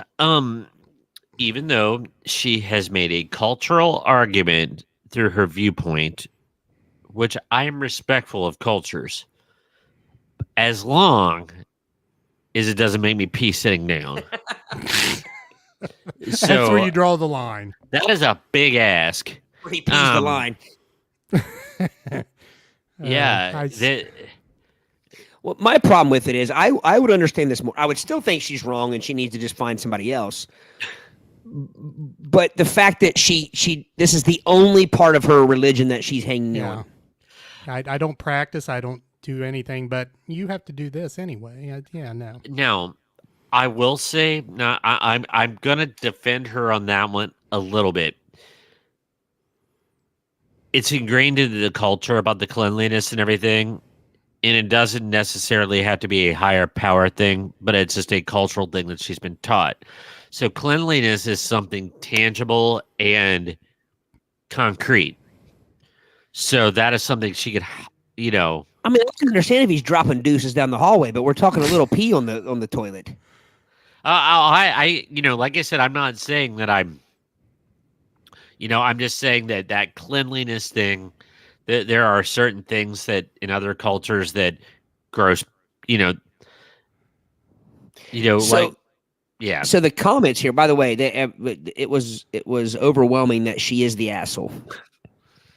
One But that some of the stands up. comments, this person said somebody said that she was the asshole, and this person says hard disagree with the other commenters.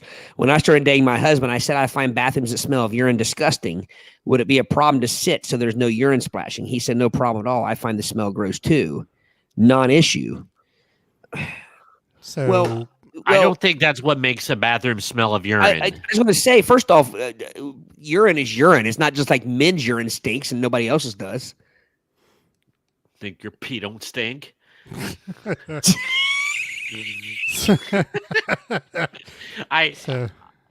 Yeah. Celia says, is she not supposed to respect his culture? Amen, sister. So, Todd, I think the bottom line here is that Celia is not going to ask you to pee sitting down because she is. But she is asking you not to pee in the this. shower.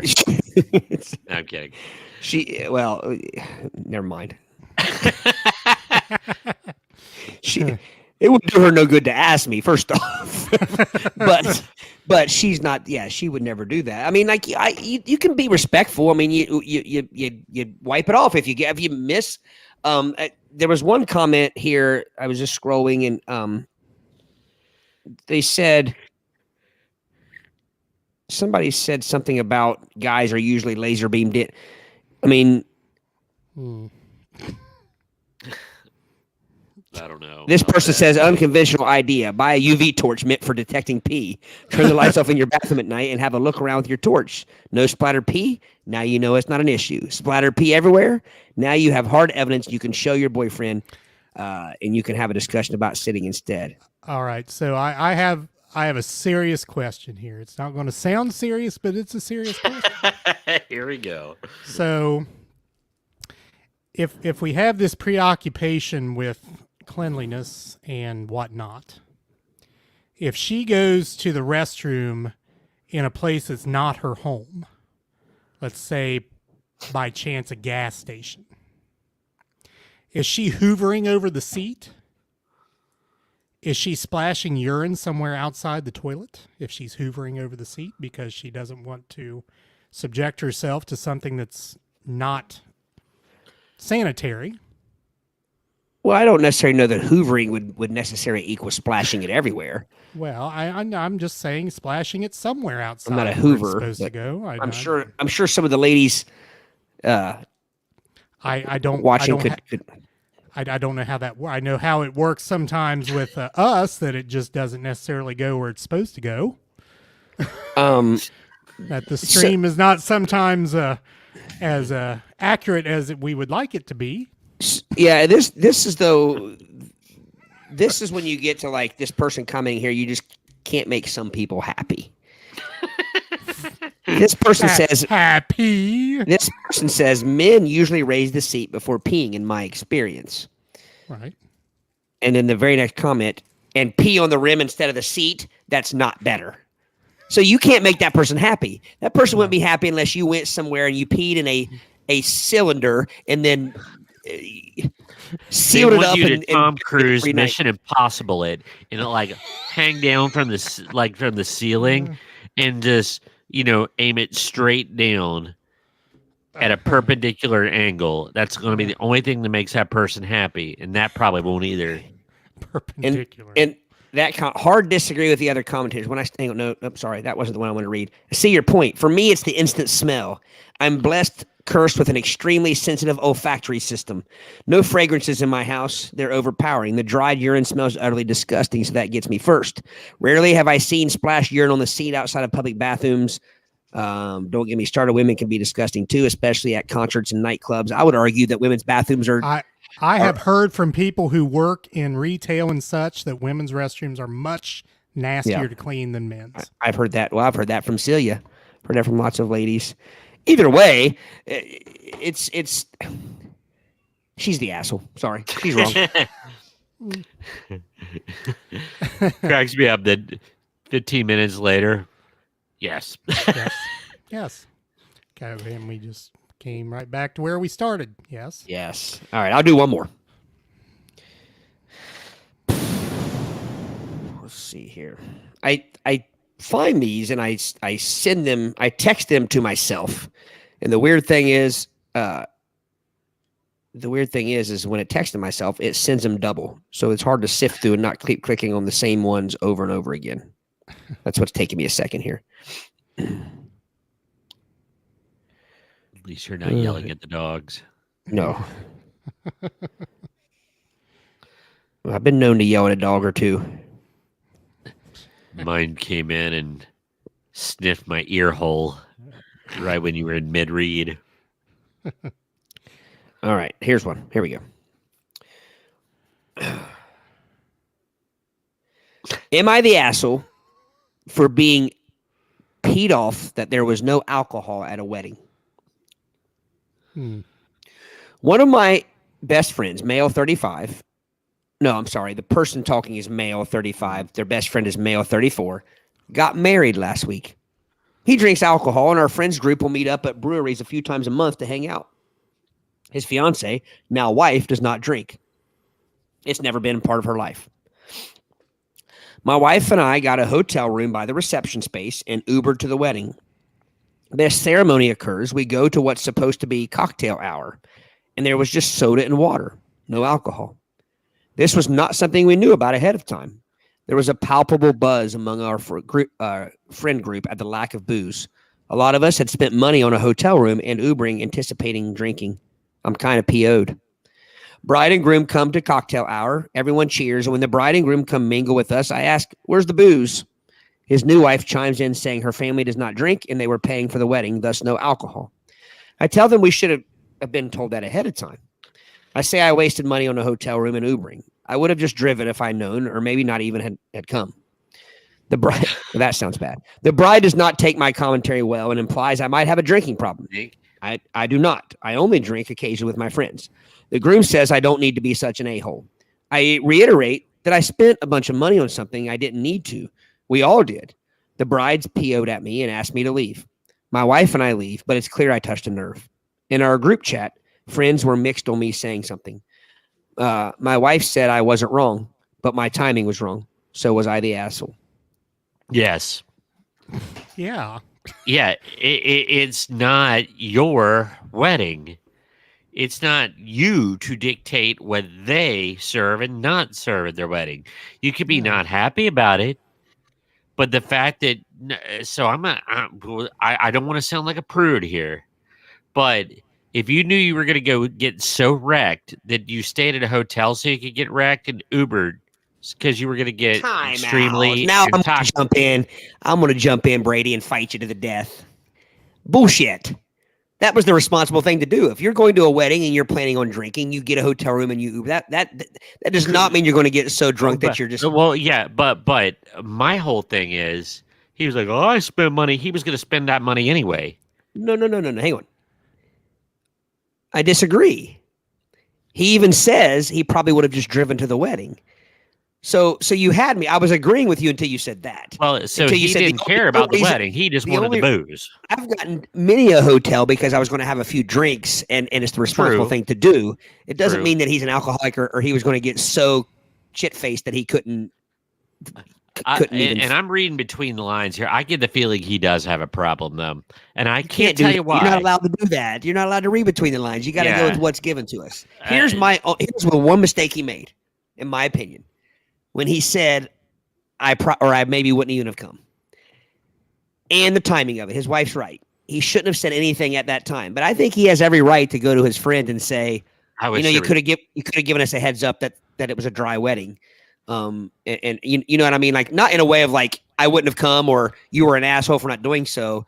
But I also think his buddy plays a little bit of responsibility in this. If his buddy goes and they have this thing, they get together and they go to breweries and they drink. I think any of us would have been like, oh, by the way, it's a dry wedding. It's there's not going to be alcohol there. I think his problem was he went up and said something to him at the wedding. I don't think he's wrong for being frustrated. I think he's wrong for approaching them at their wedding and saying something. I mean, I think he has every right to wish he wouldn't have gotten a hotel room. Because I generally think that sometimes people having weddings can be less than thoughtful about that anyway. Oh yeah. Much like hey, I'm going to get married in the Bahamas. I want you to be in my wedding. So why don't you come and spend $4,000 and come be in my wedding anyway? I mean, sometimes people forget that other people don't have the money to spend that they do. So again, my take is he's the asshole, but only because he said something to them at their wedding. He's not the asshole for being upset that he got a hotel room. He did the responsible thing, thinking he was going to have some drinks at the wedding, and then it was a dry wedding. Well, okay, I'm struggling with this because you both know I don't drink. I don't. Yeah. I don't even think, of that.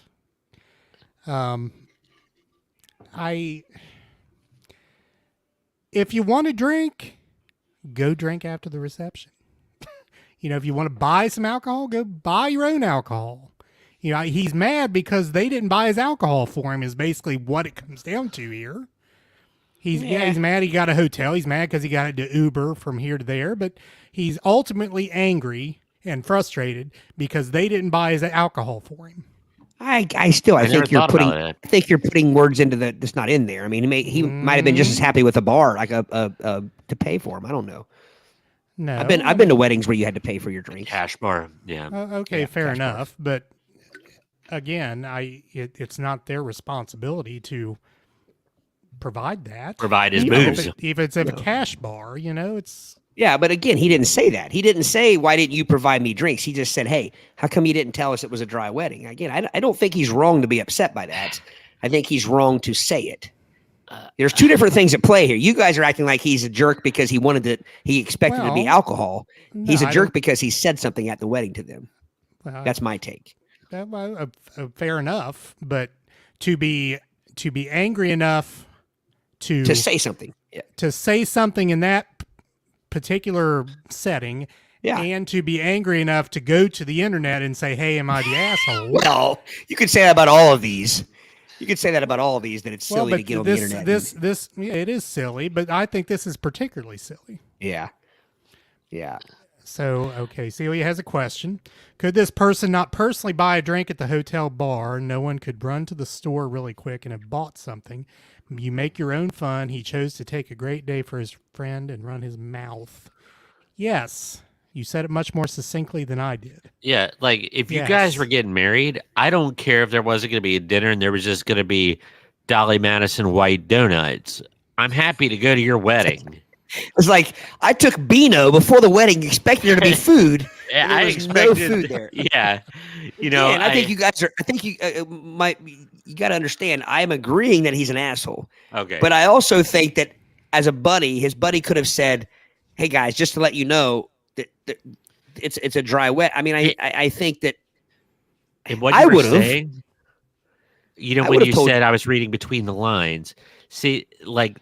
His emphasis on the hey, we drink a lot as a group. That's what led me to believe that there was a little bit more. He said a couple times a month. Right. He said we get together a couple times a month and go to breweries and stuff. I don't know. I think this is a deal where I don't even think his buddy would be as mad if his wife wasn't as mad. I think he feels like he personally insulted his wife. Yeah. And her family. You know what I mean? Like. Maybe if her family was recovering alcoholics. Well, if this would have been like the weekend after, and he and his buddy are out having a burger, and he's like, "Dude, you could have told me we weren't having alcohol there. I bought a hotel room and everything." I don't think that there would have been anything at all done about it. Yeah. Okay, I would even qualify it further, and I would even say maybe he's not an asshole if he said his first thing, "Okay, you didn't tell us there wasn't going to be any alcohol at the wedding," and she said, my parents don't drink, and they were not going to pay for alcohol. If he would have left it at that, all good. Fine. Okay, you've gotten your answer. Shut up now. Going on and saying, okay, well, I got a hotel and I got an Uber and I wouldn't have come, blah blah blah. Okay, yeah. Okay, now you are. Yeah. And I wanted to see. Yeah. Okay. I was wanting to make sure that he did say that, and that wasn't him I wanted to make sure that was dialogue of the conversation. Yeah, he did say that. And again, I do think the timing of it is everything.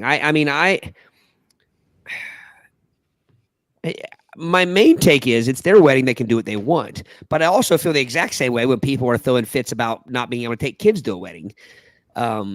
If I choose to have a wedding and I don't want any little kids there, that's my prerogative. Just like this guy can, but again, that's typically relayed to people ahead of time, who might be coming to a wedding expecting to have a cocktail. Especially the one thing you guys are missing, they literally had something part of the wedding called a cocktail hour. If I'm going to a wedding and I see in the invitation there's going to be a cocktail hour and stuff like that, there's no reason why I wouldn't think there would be some alcohol. Now, I will agree. It should have been called soda hour or something like that because Hors d'oeuvres. What? Hors d'oeuvres. Not cocktail hour. I think it's all goes down. It comes back to communication. As a buddy, he should have said, "Hey, just to let you guys know, they don't drink. They're losers." whatever you wanted to say, and you know what I mean? Like buddy to buddy, it would have been fine. It would have been taken care of. But okay, I will read between the lines on this one. I guarantee you that guy who had the gall to say what he said would still have been pissed off and would have mumbled something at the wedding. You're going to alcohol. He would have, and you know it. I don't know. I will read between those lines. I don't know. I think you're coming down on a group of people because they drink. Again, you guys both did that. He says in there that he drinks a couple of times a month with his buddies. That's pretty rare. It's got nothing to do with him drinking. It's got to do with him being a loudmouth. His entitlement to expect to be served. Right. I don't know. And again, you guys keep going to that like I don't know where you're getting some of this. He expected to be served. Serve me, buy my. He never mentions it. He said it was a cocktail hour, and he expected cocktails to be served at a cocktail hour. He expected to be what? The next time you go to Golden Corral or something, or Cracker Barrel, go make your own eggs. I mean, if you go to Cracker Barrel for breakfast, you expect there to be breakfast served to you. If I go to cocktail hour, I expect there to be cocktails. But the fact is saying he has a drinking problem and he expected to be everything bought for him, there's nothing in that to lead you to. You can't do that. There's no text evidence to support that. If you guys were my students, I would say you failed. Okay, fourth grade ELA teacher. Well, reading comprehension is reading comprehension. I mean, it doesn't say anything in it. He even says, "I don't have a drinking problem," and tells how much he drinks. Well, now, granted, he could be lying, but we can't. If someone has to say in their little spiel, "Hey, I don't have a drinking problem," I'll bet you do. Because what's the first thing Brady said? This guy's an alcoholic. I mean, like he knew people were going to say that based on his Reddit he said post. in his little spiel, "I don't have a drinking problem." And that's what I said. I was reading in between the lines. There was something about that just came at me as like, I bet this guy has it. The only thing suspect to me that he says is, "I maybe wouldn't have come." That is the only thing, in my opinion, he's out of line, other than the timing of this. I don't think he's out of line at all to think if I'm going to a wedding and it says, "Hey, we have cocktail hour," there to be cocktail. Just like if it says, "Do you want chicken or fish?" and I get there and there's neither, I'm probably going to be, "What's up? There's no chicken or fish here." This is beef. Beef. The bride should have told him you carry your rear end on out of here then. Well, it sounds like she did. I mean, like, you know, but again, I think you guys are hitting the drinking. You guys neither one are big drinkers. I mean, I'm not a big drinker, but I think you're hitting him a little hard for that when he should be hit for his scruples, his approach. I am hitting him for his scruples. Got nothing to do with him drinking. It could be whatever, but he's just running his mouth about it. Yeah. Yeah. Well, you also, I don't know. He didn't get up in front with a microphone and say to the entire wedding party. He says he was talking. Says he was talking. If there had been alcohol there, he would have. He'd have done something like that. See, you guys can't get up. We're kidding about that. You can't get out of your own way here. Okay, Jim says maybe the groom was afraid they wouldn't come if they knew it was dry. There's a little bit more intrigue. He reads some between the lines there. Savannah had it been a dry wedding due to the rules of the venue, then I could understand, but he assumed there would be alcohol. You know what they say about assuming. When there wasn't, then he could have raided the minibar. However, him confronting the bride and groom and running his mouth, he's an Anuse. However, his friends should have told him it was dry. Thank you, Savannah. That's exactly what I said. Savannah and I are Right on target. Mocktail hour. Yes, that's what it should have been called, maybe. Awkward hour would have worked in this case, according to Gary. Yeah, very, very true. This first comment, it hits it on the head. Why did you bring this up to the bride at the wedding? Again, had he just talked to his buddy privately and said, hey, dude, come on, man, you could have told us. There would have been no problem. He wouldn't even have been writing this Reddit if it weren't for that.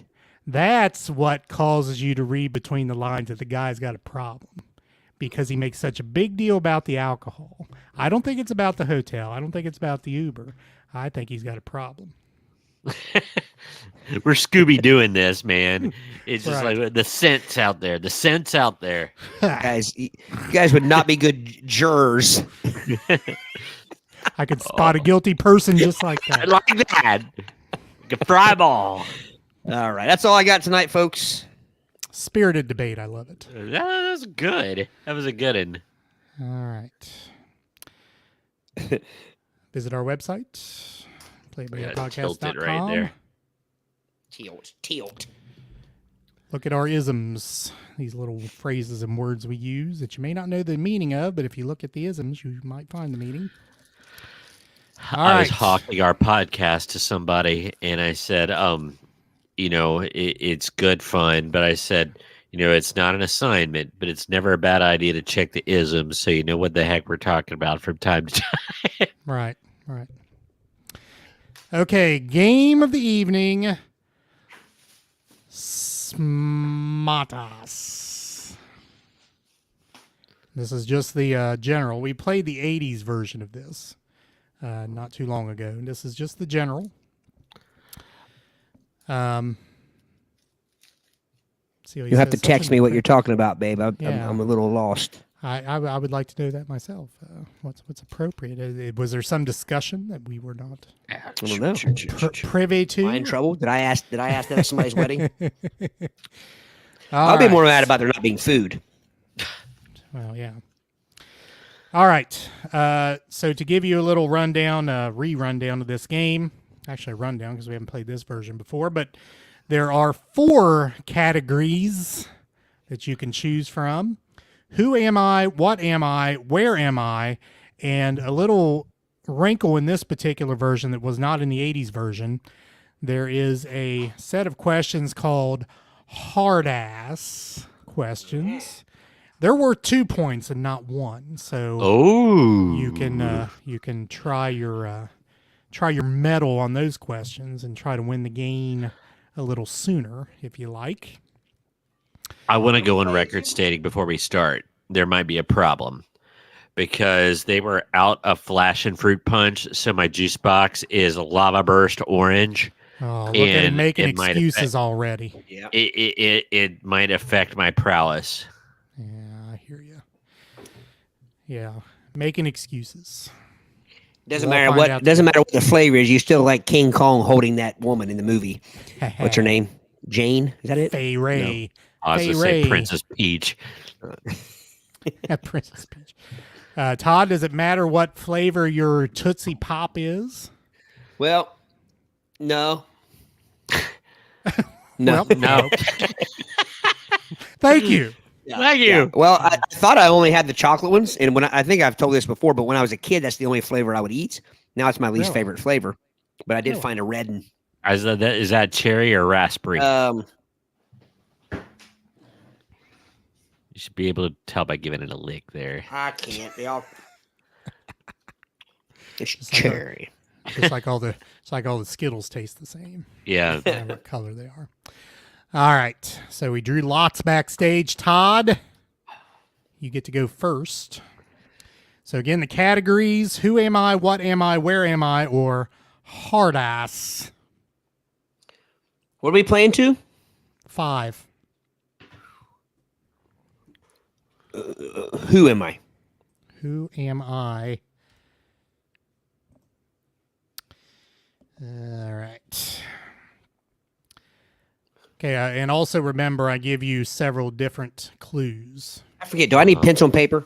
No, you do not. All right. I am an actor and director.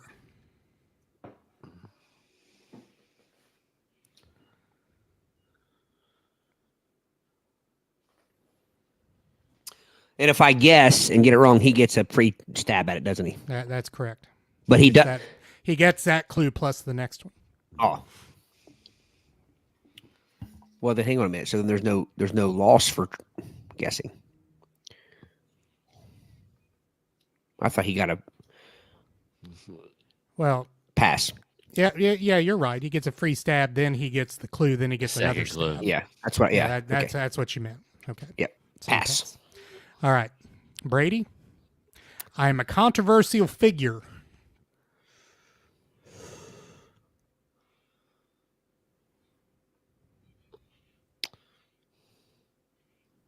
Spike Lee. Spike Lee is incorrect. Todd, do you have a guess? I get a guess I get a guess first, right? You get a guess first, then you get the next clue, then you get another guess. Mel Gibson. Mel Gibson is correct. Oh. All right. I almost guessed it. Honestly, I had it figured after the first one. Just saying. But I was afraid to guess. I was afraid of the guess. All right, Brady. See. Who am I? What am I? Where am I? Or hard ass? Where am I? Where am I? Brady and his geography. I am a U.S. state. Pass. Got a 1 out of 50 shot there. Yeah. All right, Todd, I have a Native American name.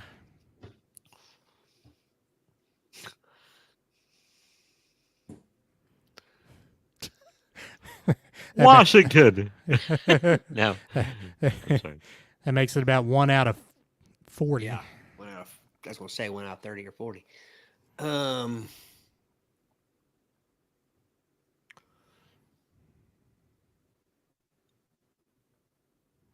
Pass. This is going to give it to him. I know it is. All right, Brady, only one other state has a name as long as mine. So now you're down to 1 out of 2.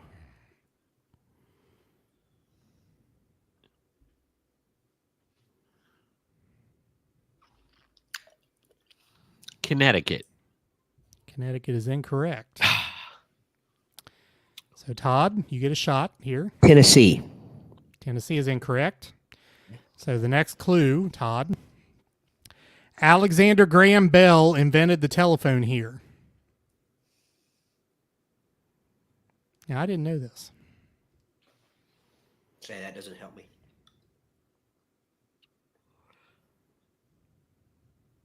There's only... Are you allowed to repeat past clues? Yeah, I can do that. What was the one about the link? Only one other state has a name as long as mine.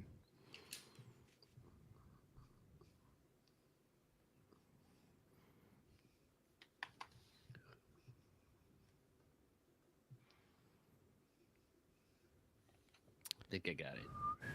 Pennsylvania. Pennsylvania is incorrect. Brady, I was the site of one of America's first universities. Massachusetts. Massachusetts is correct. Harvard. Being that university. Harvard. Harvard. All right, 1-1. Todd? Yes. Who, what, where, or hard? What? What? Exactly what I am, no one knows. Pass. Nevertheless, the world is ordered around me. The world is what around me? Ordered. O-R-D-E-R-E-D. Pass. Devices of all types keep track of me.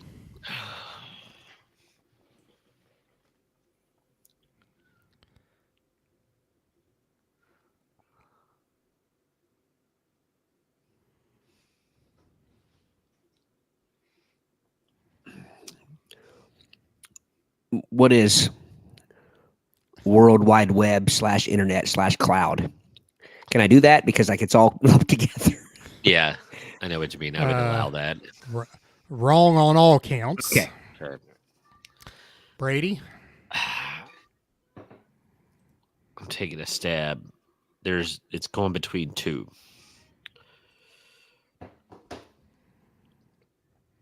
Maybe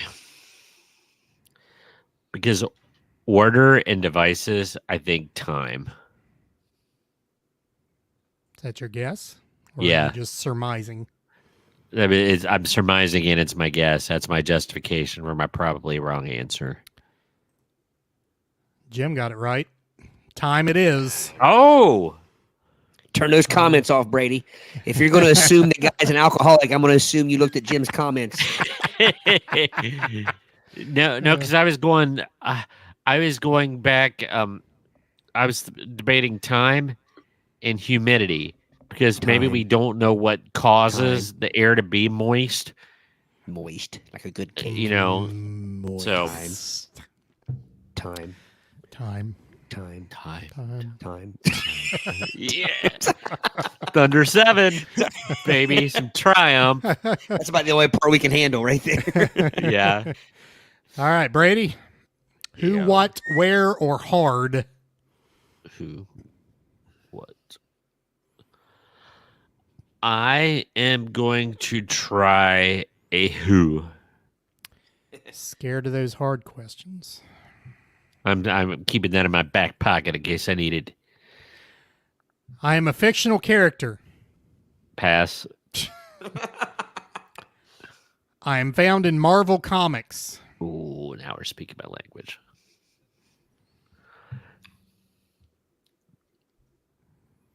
Pass.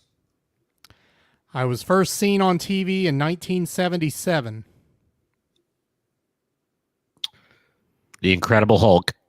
The Incredible Hulk is correct. Yeah.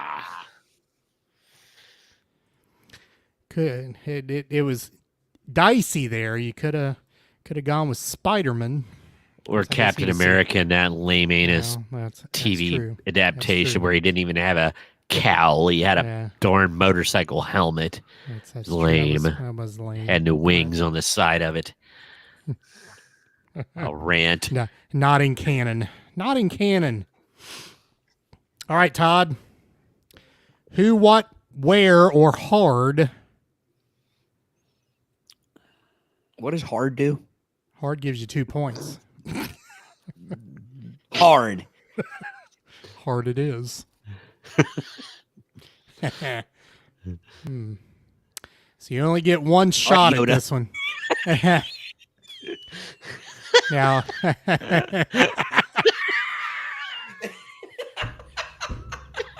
Come on. mail me down.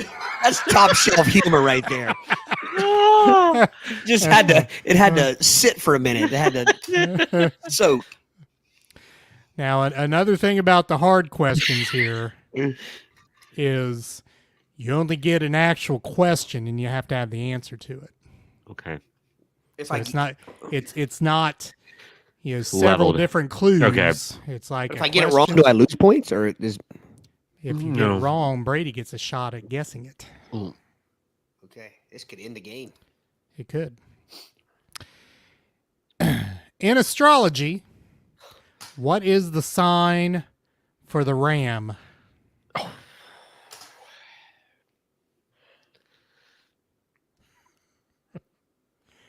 Yes.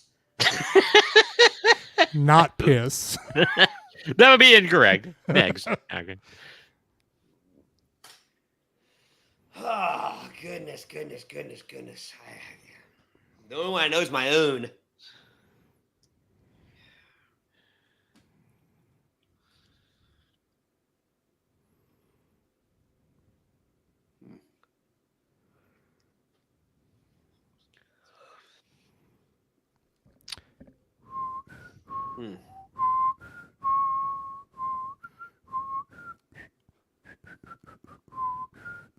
He's deep in thought. Does this mean like your Hey, baby, what's your sign? Yeah. yeah, like your son Yeah. Man. In astrology, what is the ram. sign for the The ram, huh? The ram. Ram. Let's see. I Ram. know it's not the. Snake I'm the car Taurus. ramrod. It's not the. The Sagittarius. Was it Is it Sagittarius? Sagittarius? What is it? Sagittarius Sagittarius. is incorrect. Sheesh. Brady for the gain. In astrology, what is the sign for the ram? Is it Capricorn?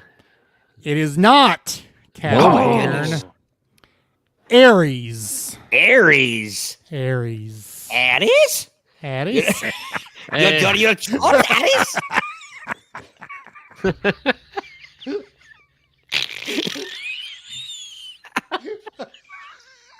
Aries?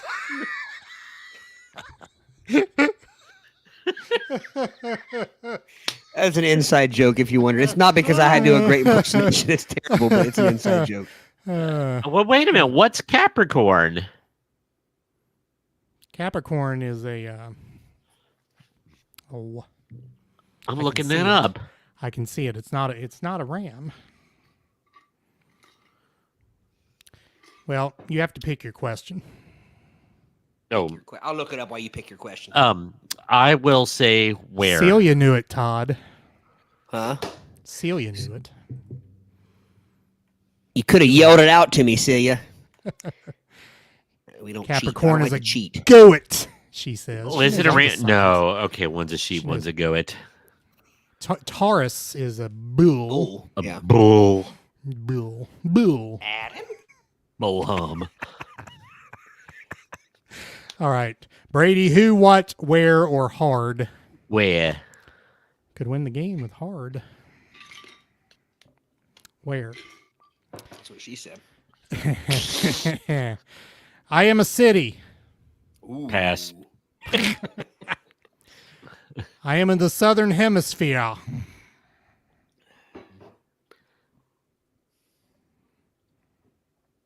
Pass. I was founded in 1886. Pass. I lie on the richest gold field in the world. Pass. I suffer from an alarming crime rate.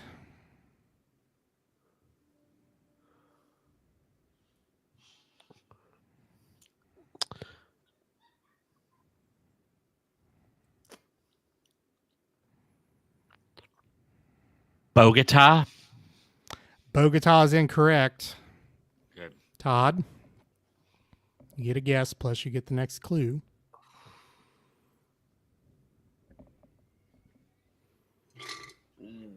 What's the city in Peru? Lima. Lima is incorrect. Lima.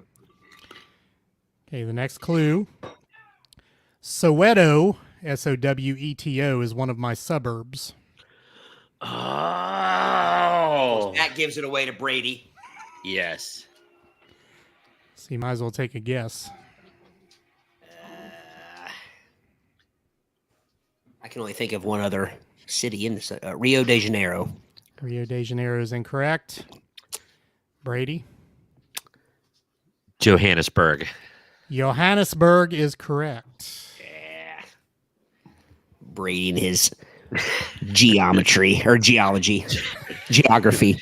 All of these things. Trigonometry. That Trigonometry. newfangled trigonometry. Algebra, All the geos. his science, and his math. science. Science. Sorry, All right. my dog is gagging up a lung in the room. Yell at it, Brady. Show that guy he wasn't an asshole. Get on out of here. That doesn't work for dogs. That's Oh, cats. That's only cats. That's right. All right, Todd. Who, what, where, or hard? I got to go hard again. I was going to say, I don't think you I don't think you have a choice. All right. Todd, what is an arrow case called? Arrow case. An arrow case.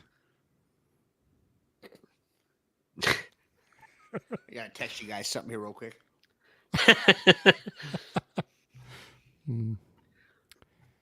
The conversation within the conversation. Celia, are you still with us?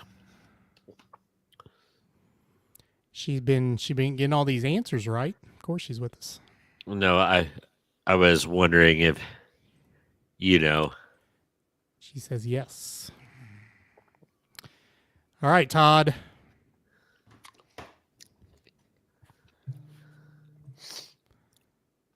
I sent you a text.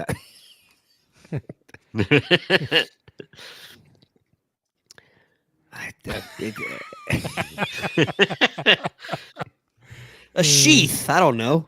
Is there any harm in guessing on this one since there are no clues? No, Okay. there's not. Other than Brady can guess it and win the game. Yeah. Well, yeah.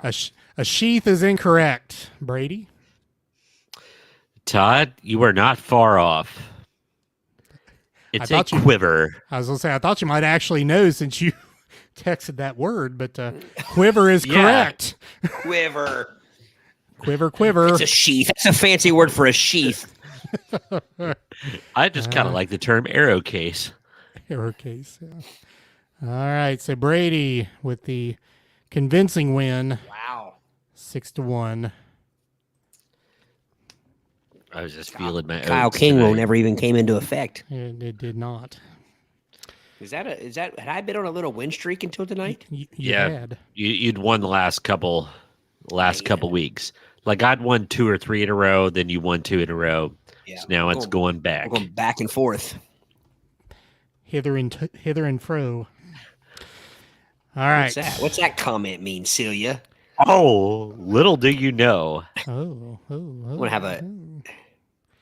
Don't make me remove your what was it? Your spending privileges. I own slightly less than half of everything in this house. Slightly less. Nicely played. I stole that. you- I have to admit, I stole that from King of Queens. Celia, we'll let you do the honors. I was going to say, you don't even have any idea what she's referring to. No, I don't. Celia put the comment up, and I'll let.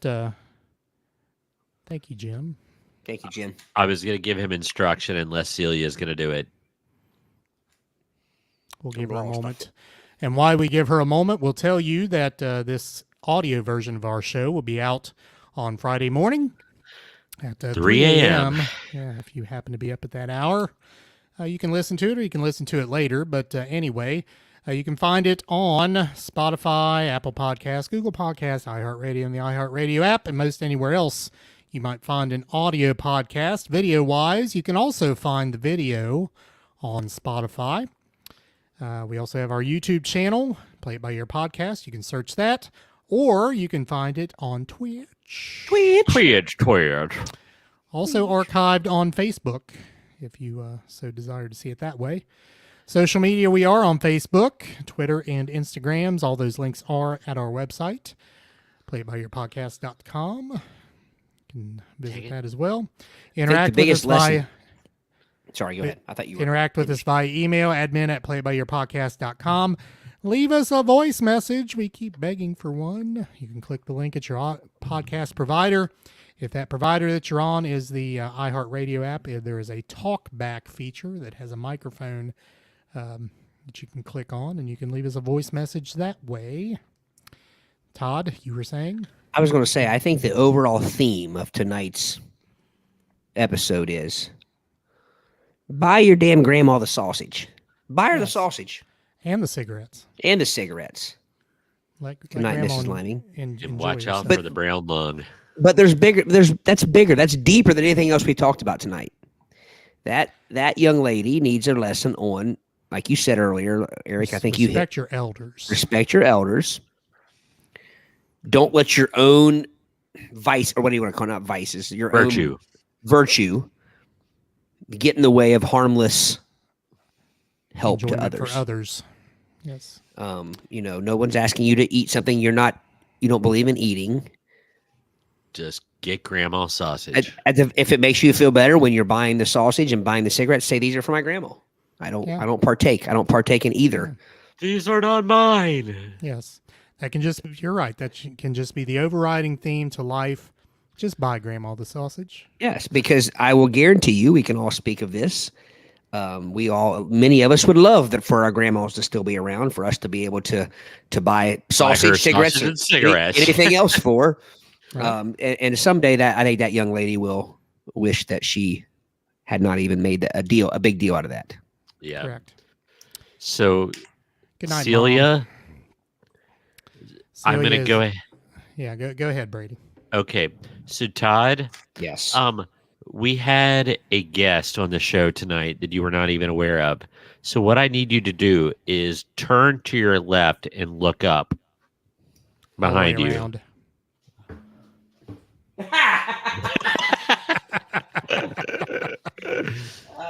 That is something my daughter would have done. I can't believe she hasn't photobombed Buttle in a Buttle the cat.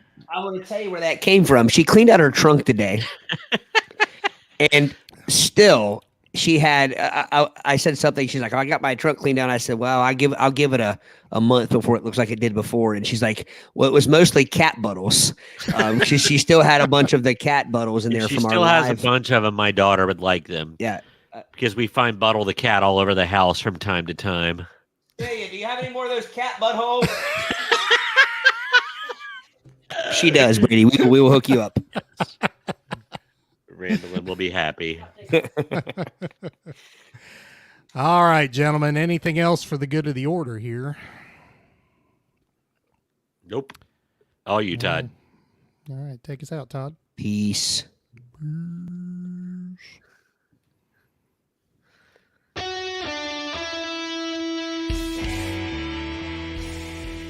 Thanks for listening to the Play It By Ear podcast. You can follow us on Facebook, Twitter at Play It By Ear Pod 2, and our website at anchor.fm/Play It By Ear podcast. Thanks again, and join us next time as we play it by ear.